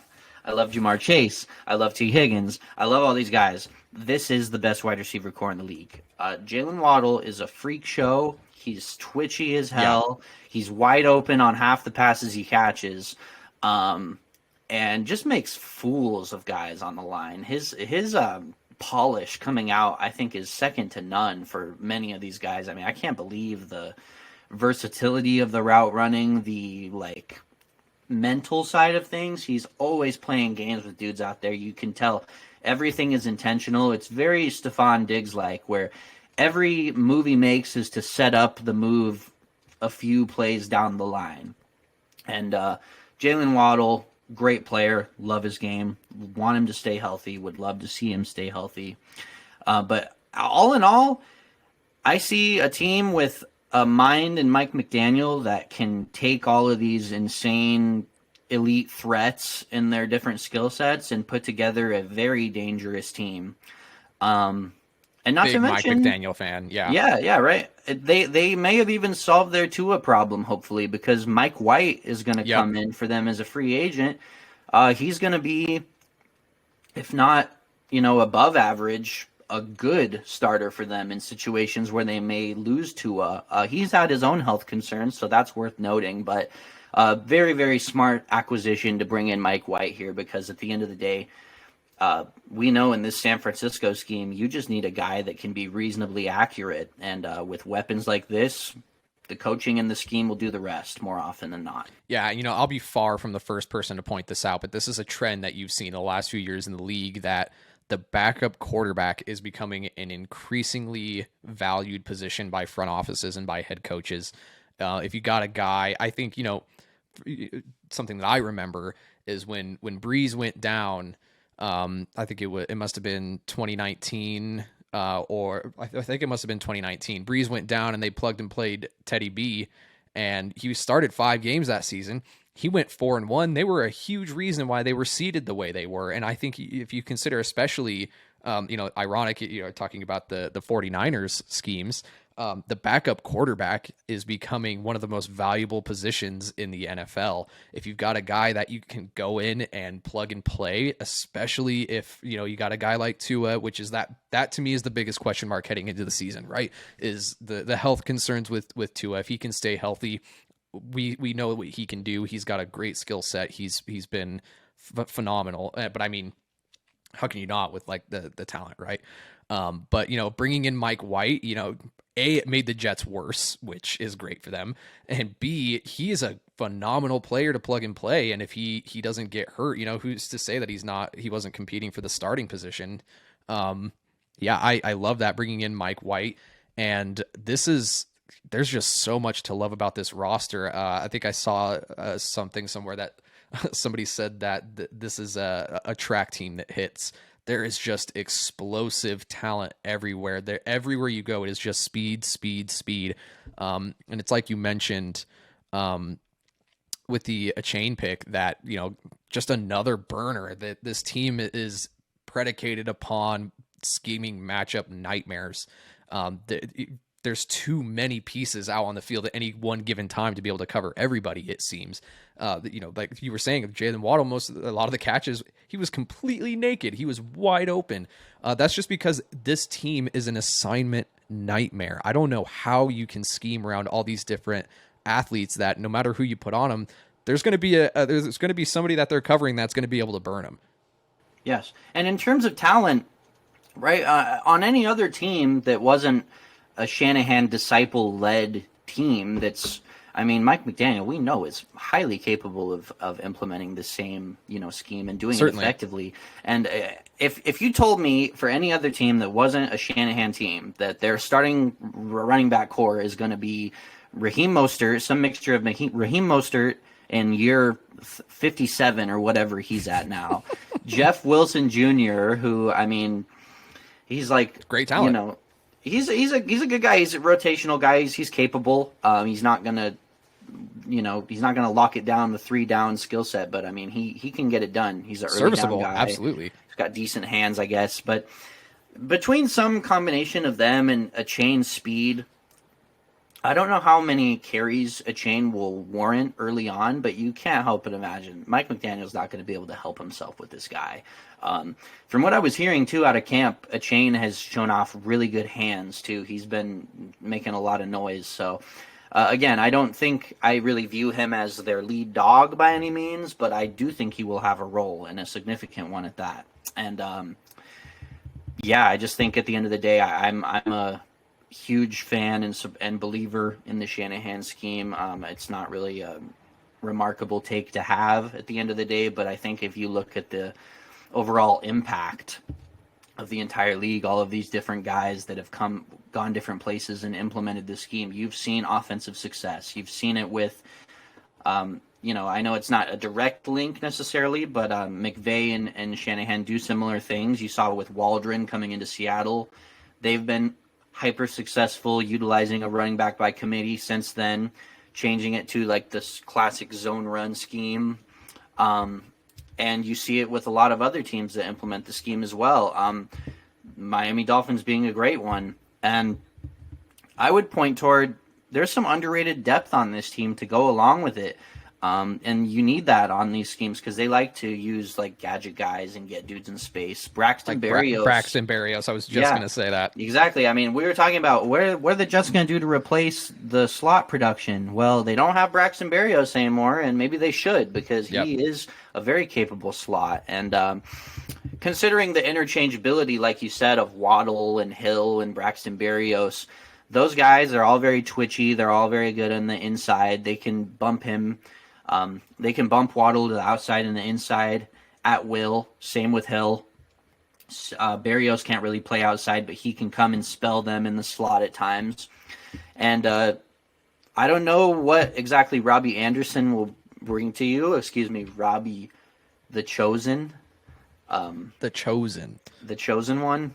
He's going to come in. He's going to threaten with his speed. That's the type of player they like too. I know he hasn't been exactly what we're used to seeing from him on the Jets, but you can't help but think in a scheme like this where he's wide receiver 4 at best. Yeah. You like that guy as a rotation. Absolutely. And Ced Wilson even. Ced Wilson's a great gadget player on absolutely. Dallas. They utilized him in a really similar way, and I think you haven't seen a whole lot from him, but McDaniel definitely views him as a guy that can be versatile and do the same things that they like. Anyway, so we've been overtly positive. I want to transition to one criticism I do have of the offense, and I feel that they didn't really do a great job of addressing. It's a bit of a concern. If there's anything that unmakes this team, I feel like it's this. You're still going to be rolling Austin Jackson at right tackle, it appears.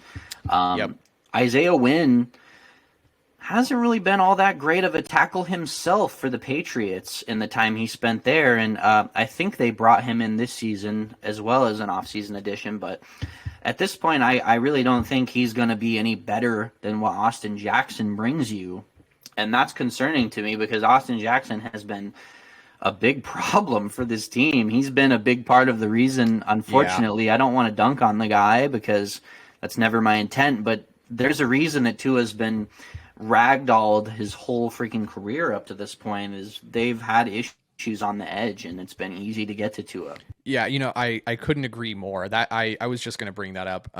That is also my biggest criticism is that O-line coming into the season was the really big concern. We saw that with the injuries with Tua, especially considering that this team started out hot. This team started 8-3, and then just collapsed down the stretch due to injury. And that was the biggest concern. That's the thing. If your offensive line is a big enough concern where you got a guy who's clearly, in my opinion, one of the best best coach in the league, sorry, let me rephrase that. When you got a guy like Mike McDaniel, who's one of the better young coaches in the league, being talked about on the hot seat because your O-line play is so bad, that's a problem. And like you said, they didn't really address it all that much. You do have Isaiah Wynn coming in. He will be able to compete even, I think, at the right tackle position. And I would know the Teron Armstead, as he is getting older, he is almost certainly to miss time. He has a history of injuries, sad to say, because I think that he is a phenomenal tackle. But they're only capable tackle, right? And it's good that he is the talent that he is because he is a phenomenal tackle. I was very sad when the Saints let him walk. But ultimately, I think he will miss time. There is injury concern there. And we just, with the biggest risk, I think the biggest thing holding this team back is Tua's injury risk. There was even talk at a certain point, there were scary hits, man. I know that you and I talked a lot about this during last season. That whiplash of the head and the seizing of the hands, and that's scary. There was talk from about Tua, potentially walking away from football because of that. And if that's the type of concern for a talent that you have who's young and who's breaking out, that's just got to be concerned, man. I think that's the biggest thing that's holding this team back, which, in hindsight, not even in hindsight, which, makes the signing of Mike White in my mind that much better, right? That, you do have a guy that you can plug and play, and that is going to be able to, run the offense. But yeah, I couldn't agree more, man. The offensive line was a problem, and it looks like it's going to continue to be a bit of a problem. And at the same time, right, I'm willing to give Austin Jackson a little bit of time still. He's got time to put it together, and even Isaiah Wynn, I think, can be passable for them. I think that's a big part of why they brought him in. May even become the starter. Yeah, I think they're hoping that he can at least give them average level play because Austin Jackson has struggled to even give them that. Yeah. And at the end of the day, the interior It's a little bit of an issue. Eichenberg is still coming along, but I'm a little bit more optimistic about him. Same with Robert Hunt. I know he's a little bit limited. He's more of a kind of in the mold of an Osiris Torrance, like we were talking about. He's a little bit more of an old school mauling type of guy. But at the end of the day, this is not the area of concern to me nearly as much as what Austin Jackson can do. And I'm rooting for the guy. I actually liked him as a prospect coming out. I think he was a USC guy, if I'm not mistaken. But Austin Jackson, man, we really need to see something from you, bud, because this is a very, very talented offense. And, like, Yep. man, I just want to see them be what we all know they can be. And it's just I don't know if there's any truth to the hot seat talking about with Mike McDaniel last year, but you can't help but think, man, this is a very erratic owner who is very emotional and overly involved, maybe more than he should be in the roster decisions. And honestly, it wouldn't surprise me if that was true, that Mike McDaniel was on a hot seat. And if that's the case, man, let me be clear, that would be a mistake. It's DEFCON 5 over here, like, yes, or whatever that is. I don't know what the phrase is, DEFCON something. But at the end of the day, we cannot lose Mike McDaniel if we're the Miami Dolphins, man. I think the fans would agree. 100%. And Lord, I mean, go ahead and fire him, Dolphins, because Pete Carroll's about to hang it up here. I'd love to see him as our head coach in Seattle. Somebody would scoop him. Yep. Or the Saints even, because we hate that head coach too. We don't hate. Oh my God, I couldn't. Could you imagine Mike McDaniel at the head of the Saints instead of Dennis Allen? Oh my God. Anyone other than Dennis Allen, right? Other than Dennis Allen. All right, that's a good synopsis of the offense there. We're both big fans, obviously. That's their bread and butter. But hey, this defense though. This defense right here. Yeah, this is a team that was already good, right? Like the defense was already playing well. They have a great D line. And they're just going to get even better. I love bringing in Vic Fangio as the DC, and then obviously the thing that makes the most sense to me is you bring in Vic Fangio, and then you make the move to get Jalen Ramsey, who the last couple, or maybe the last season or so in LA hasn't played to his form, but I think getting him a guy like Vic Fangio who's going to play him all over the field, that's as blue chip of a free agency pickup as you can possibly get. We know what Jalen Ramsey is capable of. And I even want to, just touch on what they were able to do with their few draft picks. I really like Cam Smith in the second round. He's a guy that can cover the slot. They did add Deshaun Elliott as well. So you do have Xavier Howard to play the outside. You finally have the complement to him with Jalen Ramsey. The defense it's really, really good. They also brought in David Long, who I thought was going to get a way bigger deal than he ended up getting. Great signing. At great value too. That off-ball linebacker who's going to play very well. Barring some minimal injury concerns. But they just really added great pieces in free agency to an already great defense. Vic Fangio coaching this defense can truly be special. The talent in the secondary is outstanding. That's really just, my initial reaction is that I love the pieces that they brought in free agency, and I love bringing in Vic Fangio. This is going to make an already very talented defense even better. And, barring injury concerns on the offensive side of the ball and, with O-line concerns, this, to me, if it's a team that can stay healthy, is going to be very, very competitive on both sides of the ball. 100%. We're talking about a mixture of Raekwon Davis, Emmanuel Ogbah on the interior. You got, bouncing around interior, outside. There are 3-4 schemes, so it's a little more rotational in nature. But you've got Christian Wilkins leading it off.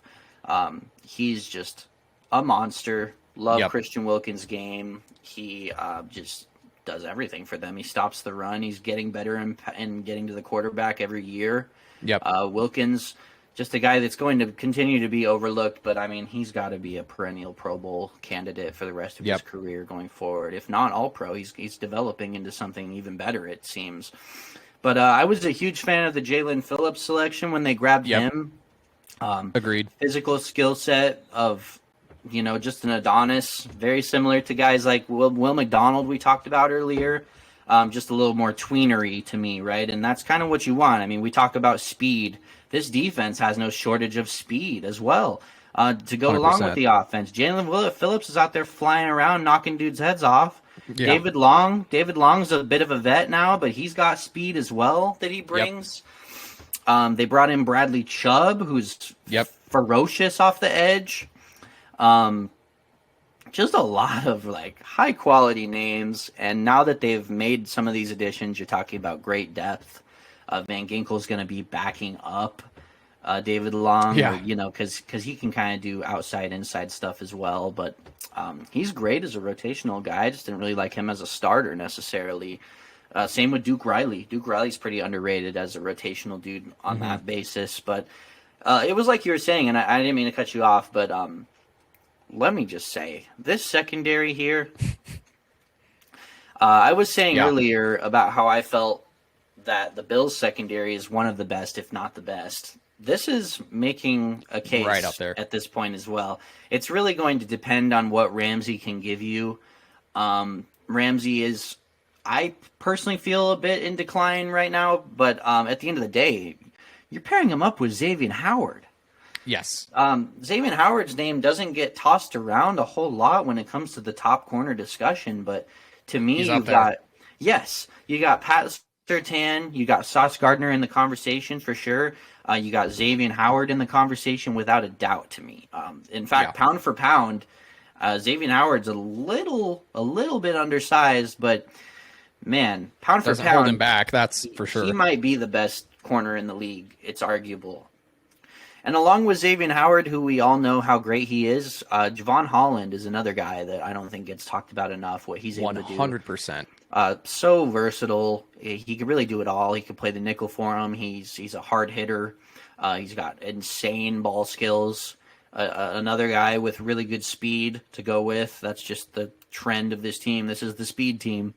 But yeah, man, Javon Holland's a guy I really love coming out of Oregon, and he's been a mainstay for them, been a big part of what they do. Yeah, and sorry, I didn't mean to cut you off. Yeah, and that's why I do like the Cam Smith pick as well. He's a guy that he's going to be a great cover corner, and already in rotation with these guys, he's just gonna. They only had 4 picks, but I think that taking Smith in the second round, that's a home run in my book. I think adding some rotational depth, in the secondary, is just going to make them even better. A guy that was getting first round discussion too. Yeah, absolutely. Prior to the draft happening, and lo and behold, he's available in the second. Yep. The weird thing about him, and I think a part of why he fell, was they tried to kind of say like be our JC Horn, and like asked him to do things that JC Horn does, and it's like, dude, JC Horn is like, he was like a generational prospect coming out. He has such insane physical capability. Cam Smith wasn't able to just replicate what he did. But at the end of the day, when you leave a guy on an island like that, it's like, if you don't have that kind of special skill set, what do you expect? So the year prior production to the draft, it kind of drag him down a little bit. But at the end of the day, we are not talking about the same kind of situation for Cam Smith. He might just be, he will probably be the pure nickel coming into this scheme.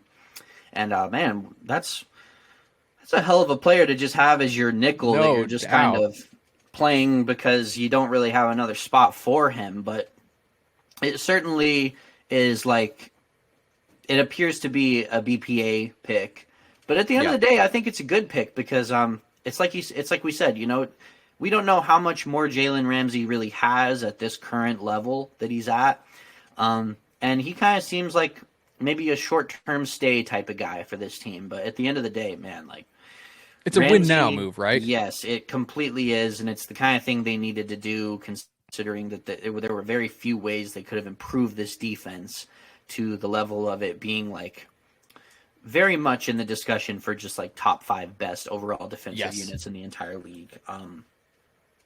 This is the Xavier Howard of defenses right here. It's it's right there with anybody to me. It's just through and through, like every single starter, legit guy, or all pro. Yeah, if I had one minor criticism of the defense, it's just that, I think an area that they could improve is D tackle. The pass rush, clearly with Chubb and Jalen Phillips is great. But they could improve at, interior D linemen, but if that's the biggest concern that you have is getting a D lineman that is going to just put you over the top, I think that you're in a great situation. Well, right, and Raekwon Davis still has some room to improve and develop his game further, and I actually did like him a little bit as a prospect. He's kind of a strange fit for the scheme, but I think he does pretty good as like the pure nose tackle in the scheme. I could kind of see him like we were talking about with the Bills, with Poona Ford being like the complement. I think like Wilkins is sort of Ed Oliver in that situation. They can kind of complement each other pretty well. But I agree, they could use maybe even a little more just depth, period. Right, in that spot. But yeah, good deal. Any other thing? I think that kind of sums it up for the Dolphins. Yeah. Let's go ahead and transition to the Patriots here. Yeah. Why don't you start off? Because I kind of need to do a big spiel. I got my own little bit of a spiel too, so I'm glad to hear you say that. We talked a little bit about, head scratching or like not seeing the vision, when we talked about the Titans. I think this is another classic example, at least on offense. Man, I don't know what the vision is here. You might say that. I don't see it. I think one area that they needed drastic improvement in the offseason and didn't seem to get it done in free agency or the draft was the O-line. You added Calvin Anderson and Riley Reif as, your guys to, you shore up the line. Those are underwhelming moves to me at best. Doesn't address the long term for this O-line. And, as far as the wide receiver room goes, to me, this is bottom third in the league. I'm not going to lie to you. You add Juju Smith-Schuster, which he really hasn't. He's fine, but his stint in Kansas City has made it clear that he's not a guy who's going to come in day one and contribute to the level that people were maybe expecting after his time in Pittsburgh. To me, the biggest thing is that it is time to start asking some really serious questions about Mac Jones. Last year, he had 14-11 touchdown to interception ratio. I even thought in moments that Bailey Zappi was playing better than Mac Jones and securing those 2 starts that he had. Like, if you got a guy like Bailey Zappi coming in and outperforming you, there's real questions about your future on this team. If I'm the GM or Belichick, he's clearly not a guy that's going to put them over the top, and he's not developing at the rate that I think that they were expecting or maybe hoping, coming in after his rookie year. Had a pretty solid rookie year. But yeah, man, I just don't see it. I don't see the direction for this offense. I don't see an identity for this offense. I think that, clearly Belichick, the only thing that is keeping this team even remotely competitive is Bill Belichick's ability to create a defense that is going to put them in positions to win. They have had they had a great year last year on defense too, but that's just what we've come to expect in the NFL, right? Is that Bill Belichick's going to put together a defense that's going to get a job done. But otherwise on this offense, man, I don't see it. One piece of it that I do really, really like is that, the bit of a breakout that Ramondre Stevenson had.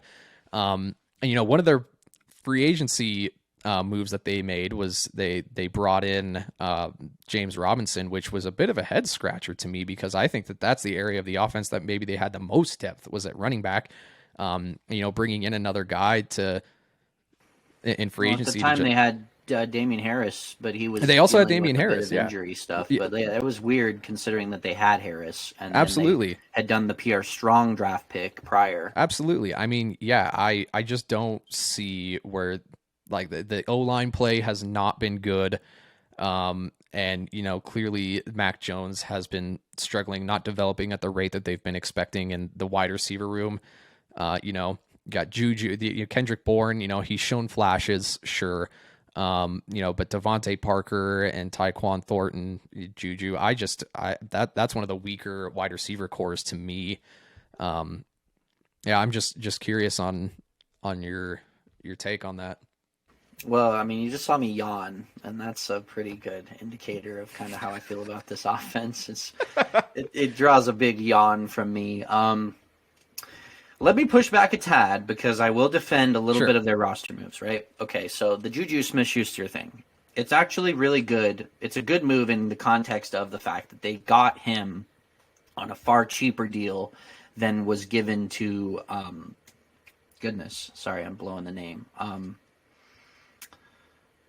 Oh man, the quarterback. Oh, Jacoby Myers. Thank you. Jacoby Myers got given a pretty decent sized contract, and basically they were like, we're not doing that. And they gave a lesser deal to Juju, and I would say that Juju's probably at least a similar talent, probably a little bit better.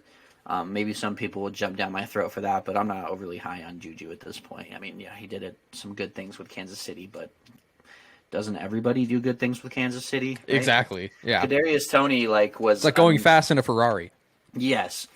Yes, it was like Kadarius Toney was a non-factor for the Giants. Goes to Kansas City, suddenly he's a touchdown scoring guy. Yeah. Like, I don't know. I just Juju is a decent player, and but at the end of the day,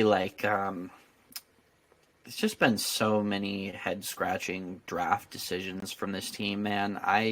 For years. I just don't understand it. Tyquan Thornton, where they took him, I think he was like a second rounder or something like that. I can't even remember. Maybe he was a first rounder. I might look like an idiot right now.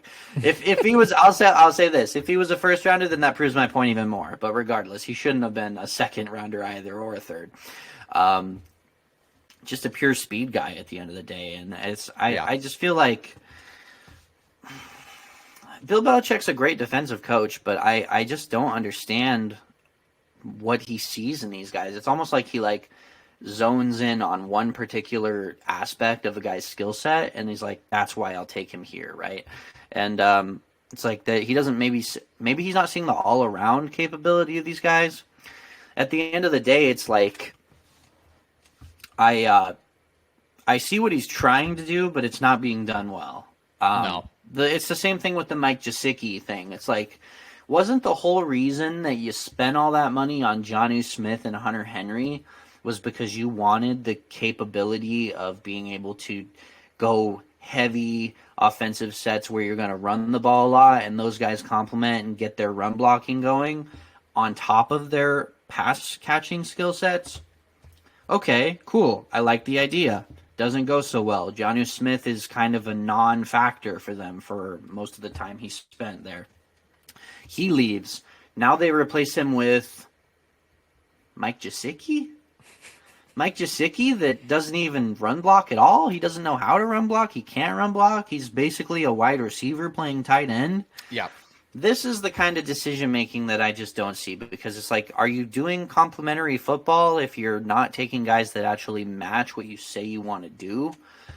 I don't see a world where Hunter Henry and Mike Gesicki come in and fit the offense in terms of complementing what they're going to need to do, which is run the shit out of the ball so you don't have to ask either Mac Jones or Bailey Zappi or, God forbid, Trace McSorley to throw the ball much. And they know what they want to do, but I just feel that they aren't really doing it well. And maybe maybe that's because of the picks that they've made. Yeah, and maybe it's a little bit too about like Brady hangover a little bit. I think at what time you could draft in a way that like you have a guy with one very particular, very elite skill set, and then you're able to scheme using Tom Brady and just the way that he's a savant and surgical at getting the most out of that talent. But if you've got Mac Jones and Bailey Zappi and Trace McSorley as the guys that you're asking to get the most out of those assets, and that's just not a valid excuse at this point. What are we? It's not. 4 years removed from Tom Brady leaving. Exactly. What are we doing here? Not to mention, you took Jake Andrews in round 4. That guy was getting undrafted free agent talks. Like he was like a flyer 6th round, 7th round guy to a lot of teams. I mean, maybe I'm wrong. I'm just going off of what the media cycle was talking about with him. But I mean, I can't find hardly anybody that was high enough on Jake Andrews to take him in the 4th round. And I'm sorry, Jake Andrews, if you're listening, but hope it goes well. Hope you prove me wrong. I always hope these guys prove me wrong, but like at the end of the day, I can't get behind the decision making for drafting. 100%. And I mean, like in the 4th round, especially when one of your biggest needs in the offseason was O-line. And in the 4th round, you're taking a backup guard, backup center at best. I don't understand that. But, this has always been the thing with the Patriots, right? Is that they always take some guy from a D3 school that, nobody's ever heard of, that Bill Belichick has decided that he likes, and he's going to be able to be plugged in somewhere. But I just don't think that that's in the way that the NFL has shaked out in the last, 5 years, 6 years. That's just not how you build a team anymore. You need guys that are immediate impact players that you can get the most out of their skill set as soon as possible. Especially on the offensive side of the ball. And it's another one. It's like Riley Reef. Like yes. literal definition journeyman. What was his last stop? Minnesota? I mean, he hasn't been so. or the Lions or something. He hasn't been good anywhere he's been. He's been okay. But it's like, is that really the kind of surrounding talent that you want to put around a guy like Mac Jones to like be capable on the offensive side of the ball? I don't see it. I feel like the if you're going to start Mac Jones or Bailey Zappi, these position groups need to be stronger than they are, and they're nowhere close to being strong enough right now. So it's disturbing, to say the least. But I can't talk about this anymore. I really hate talking about their offense. So let's just move on to the defense, because this is where like we get excited, right? Sure. At least if we can get excited. This is what's keeping them in games, so to speak. This Absolutely. is what makes them decent. To me, this is a high-level defense. This 100%, is going to be. yes. I mean, first of all, you got Christian Gonzalez at pick 17. That is something that I wanted to mention as Pick well. 17. When you and I were watching the draft, I remember that like pick after pick after pick, we were like, where's Christian Gonzalez? Why is nobody taking Christian Gonzalez? And then after day one, they traded back, still got him at pick 17. And that was one of the biggest areas of need for an already, very, very good defense, right? Was that they needed a corner that had, like size and speed, just an explosive and athletic gill set, which they addressed in the draft with Christian Gonzalez. It's one of the very few day one picks for the Patriots that I've been like, yeah, agree 100%. That's a hit. So after day one, I was very, I was very pleased. And I think that, I just think, when you have a defensive mind like Bill Belichick, you see Christian Gonzalez there on the board after dropping back, like doesn't deserve too much praise, right? That's pretty much a no-brainer in my eyes. I even like the 2nd round pick in Keon White. I think that's a pretty decent pick as well. But besides the fact of capping the draft off with those two guys, there just wasn't a whole lot in the draft that I thought that they, continued to build on. However, I do think that this defense has played at an incredibly high level. They allowed the 4th fewest yards per play last year and the 9th fewest touchdowns per game, just over 2 touchdowns a game. They address an area of need. You had great seasons from Matthew Judon and Jawan Bentley and Kyle Duggar. I expect that the defense under Belichick will continue to perform at a high level. That's just what he's been doing for a very, very long time. Pass rush to me stands out as an area, maybe a position of need. But they had great linebacker play, as is common with how Belichick just runs his team. Otherwise, this is the only thing to me that is keeping this team even competitive. At the end of the day, I mean, you got Josh Uche ascending into one of the highest end pass rushing linebackers in the whole league. It feels to me like he's gonna take another step. He hasn't quite reached the ceiling of like being where I'm saying he is, but like I think he can be that undoubtedly, and he's shown the capability. He's coming into his own for sure. And Bentley coming along as well, a guy that they like. I like him too. Judon's just the man for them. Obviously, he's the big number guy. Like you said, Keon White is going to be a great contributor. This is something they needed big time, was a guy that can penetrate from the inside a little bit more. Christian Barmore was a guy that I think everybody universally really liked in that role coming out of Alabama. But he missed a lot of time last season, and I think that's where they kind of like Keon White as a hedge, not to mention he's just very talented in his own right. Yeah, I mean, the front seven is very impressive, and that's why I say, man, pair that with what they've managed to do in the secondary now. I mean, Kyle Duggar is so versatile, so physical, great ball skills. I mean, he's just an all-around safety talent. You pair him up with Jabril Peppers, who, injury history aside, when he's on the field, monster. I think we all kind of feel that way about Jabril Peppers. He was an amazing college player, and it's actually translated quite well as a pro. And even Jalen Mills backing him up as a rotational guy, another great talent. Exactly, and Jalen Mills, like they've designed it in a way that they can stand losing Peppers for certain stretches, and they've just piled on that because they had a great first season from Jonathan Jones, who looks the part as kind of their go-to guy on the outside right now, and now they're going to pair him up with a guy, Christian Gonzalez, who, I'll tell you, Patriots fans, a Seahawks fan over here, I didn't expect Seattle to be in on the corner class as much as they apparently were, but as a draft psycho over here, I was very into studying all the top talents, and I can tell you, I had Witherspoon and Gonzalez right neck and neck with each other. The only reason I gave Witherspoon the edge in terms of being the best corner in the draft was because of all he brings from a physicality standpoint and run support and all that. Very hard to replicate. But at the end of the day, for a pure cover corner that you want to match up and play sort of a, like a Darius Slay pure style of man defense, he can learn zone, he's good in zone too, but instinctual as hell. Gonzalez, one of those guys, when you watch his film, he doesn't make the same mistake twice. He learns. You can see the progression, and it doesn't take a lot of learning opportunities for it to become just a part of his game. Like, it was just one of those things. He got taught a lesson in coverage, maybe something he hadn't encountered, and it kind of seemed like it was instantaneous. Like, it was like, okay, now I know it. Try it again. It's not going to happen. That's the kind of guy Gonzalez is. He's so cerebral, and just the physical skill set that...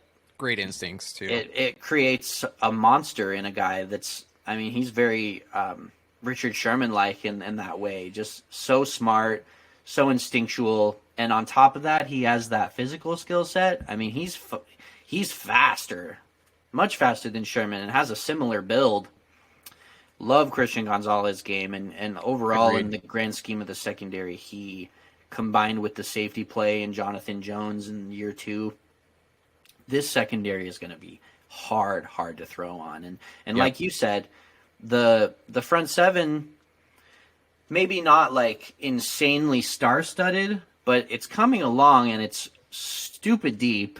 And now you got a secondary that can lock it down. I mean, I think you got coverage sacks galore coming in for the Patriots. Fantasy players, watch out for the Pats D. I might throw a round 10 selection the Pats way for the defense, because man, this could be a league-winning type of discussion as far as fantasy goes.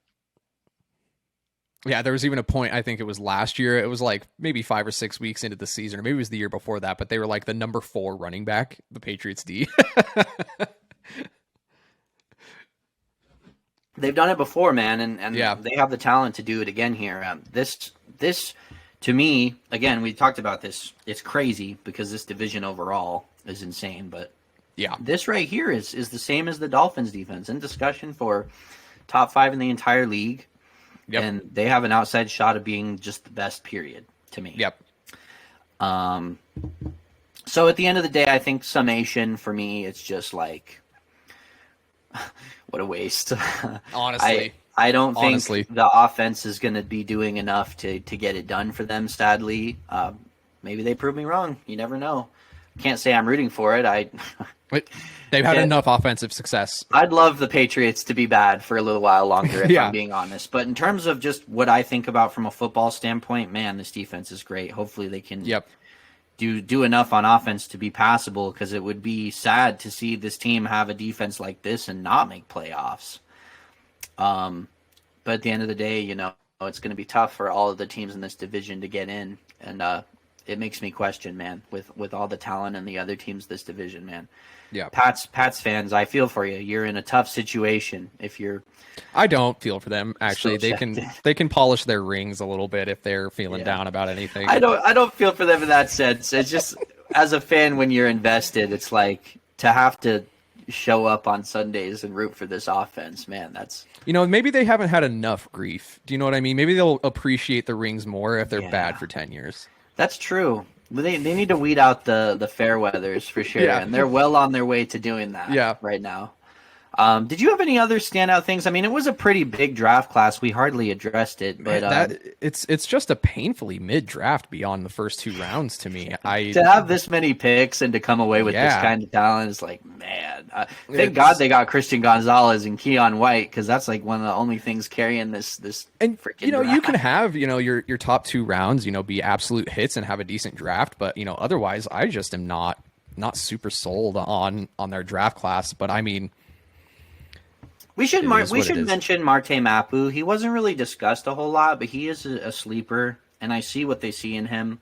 In terms of, holy shit, man, we just talked about this whole defense, and then whatever Mapu can give you on top of that, like, wow, okay, because he is a good player. He has good physical talent, so you could see him becoming something in time. But the impact that we're talking about, the week 1 impact, is coming from picks 1 and 2 in this draft class, and besides that, I don't know. Well, Spencer, I think it's time here that we go ahead and do the big one. Why don't you go ahead and take it away here as far as who's winning the AFC East? As we've mentioned earlier, maybe arguably the best division in football. Who do you see taking it? All right, so I'm gonna give it to you straight, Ryan. Mm-hmm. This may come as a surprise to some people. I'm going to take the Miami Dolphins out of this division this year. Okay, yeah. I'm going to take the Miami Dolphins, and I'll give you some reasons why. Okay? So, going back to the Buffalo Bills discussion I talked about, I feel that Spencer Brown is going to be a bit of a problem on this team. Have they developed a great plan to transition to more run-focused? Yes. And to me, this is the team you have to think about in terms of, can they overtake Miami? I'm going to go ahead and say no this year, and only on the basis that it's a great plan in place, but it's the only caveat to me is it's relying a little too much on the young talent coming in and having immediate impact. And as much as I like Osiris Torrance, I question his year 1 impact in the way that we think it can come in, and the same goes with Dalton Kincaid. As talented as he is, it's going to be a minute. You see oftentimes, and I hate to bring up fantasy football because that doesn't translate to real football a lot of the time, but how often do we see year 1 tight end starters have significant statistical production year 1? At the end of the day, what he can do for opening up the rest of the offense is interesting to me in the long term, especially. But that's really the bottom line. I think with the defensive losses the Bills have undertook with Edmonds, the loss of Edmonds, and I think they didn't really address the pass rush well enough, in my opinion. Overall, I think the Bills have net atrophied in their high-end talent and their starting talent, whereas the Dolphins have just gotten better. I mean, you can't underrate the acquisition of Ramsey. I think Howard and Ramsey is going to be a nightmare from day 1. Bradley Chubb's going to settle in. He's going to have a full offseason to get his feet under him here. At the end of the day, man, I fucking believe in this defense hugely. I believe in this defense 100%. And do you know what's crazy is that, coming into here after doing my prep and research for this week, I had the Dolphins as 1A and the Bills as 1B. You're on the same. I'm on the absolute same page. I'm throwing all my money into Dolphins stock. I think get Miami to take the division as well. Then I think so. The biggest area of concern for me, we mentioned this a lot, is just Tua's health. But we saw at the beginning of the season with healthy Tua they started 8-3, and they were looking unstoppable. Tyreek Hill and Jalen Waddle together were just looking unstoppable.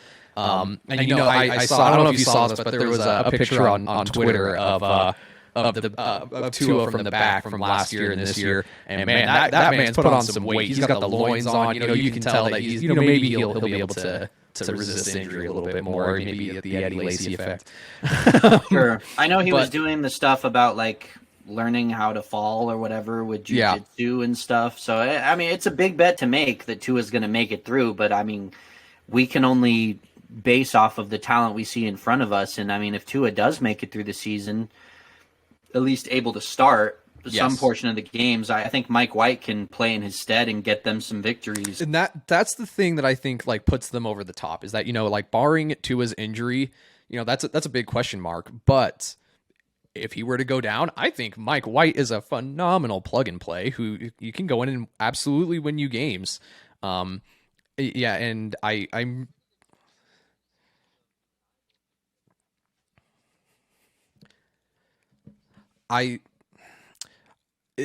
want to say that these three teams, the Dolphins, the Bills, and the Jets, I would not be surprised with the new playoff format if all three of those teams end up making the playoffs. I think that's a very likely scenario. To me, I have the Dolphins as 1A, Bills as 2B, just the same as 1 and 2. I have the Jets at 3. Just because, the little bit of decline that we saw in Aaron Rodgers' arm talent last year. I mean, obviously he didn't have a whole lot of weapons to work with and he wanted out, and there was the whole dispute in the offseason about whether or not he was going to come back, which is becoming the same old tune. But at the end of the day, it's a quarterback coming into a new place in a new city after being in one team and one organization for a long time. I think that people think that he's just going to waltz in there and take him to the AFC Championship with no growing pains. I think that's an incredibly, short-sighted argument to make. I think getting deep into the season in a division that's super incredible, super competitive and really incredible, and a conference that is also incredible, there's going to be some growing pains. I think if there's a window of opportunity for the Jets to really be that team and take it all the way with Rodgers, it's going to be in year 2 if Rodgers decides to come back. Excuse me. It's pretty interesting to think that this could be a division where there is literally a 1A, 1B, and 1C. Honestly, just yes. How strong it is. But good. All right, that's good to know. I'm glad I'm not taking crazy you're not pills crazy over here because you're not crazy. I like what Miami's doing, and at the end of the day, I can't just make my bet on, Tua won't make it through the season. Like we just have to go off what's on the roster, and that they have the best roster to me. Yes, and I mean, it may not be a question of who takes the division, but who's the best team when it comes to this. Yes. Because at the end of the day, I think when you have this much talent in one division, maybe the best team is who takes the division. And for my salt, man, Dolphins might be it. I love Buffalo's roster; they're so good. It was a tough decision. I don't want to. Oh yeah, it was a very, very tough way for me to come to this, and it took a lot for me to go off of it because I am such a big supporter and believer in the Bills overall. Absolutely, and I think part of my decision, to give this division to the Dolphins is that I think that the window for the Bills Super Bowl has pretty much closed. I think having those 2 back-to-back heartbreaking playoff losses. That's all him, Bills fans. I disagree. I think your window's open still. I'm fine with that opinion. I mean, they could easily, they still have a phenomenal roster. I'm not trying to say that, all 3 of these teams could win 12 or more games. I will say. I'll even say this, Dolphins may take the division regular season, but if they do both make playoffs the way we think, I think I'd take my bet would be the Buffalo goes further in terms of like a deep playoff run, just because of the inexperience of the Dolphins and right. But at the end of the day, defense wins championships, and defense will get you those gritty regular season games that not everybody's locked in for. And I love this Miami defense. So, all right, well, I think that about sums it up for this episode. It's been a pleasure, man. I was looking forward to this division for a long time. Yeah, same. Shout out to all of the fans of these teams that tuned in to listen. We love getting new minds and new voices. Yep. If you want to shit on us, go ahead. If you want to praise us, go ahead. We're just glad you're here giving us a chance. And at the end of the day, we're just trying to build this new thing, get our feet underneath us, and it's just fun talking ball with you, Ryan, as always. Absolutely, Spencer. I hope that you have a great vacation and a wonderful week. And we'll see you next time, everybody. Yep. Bye-bye.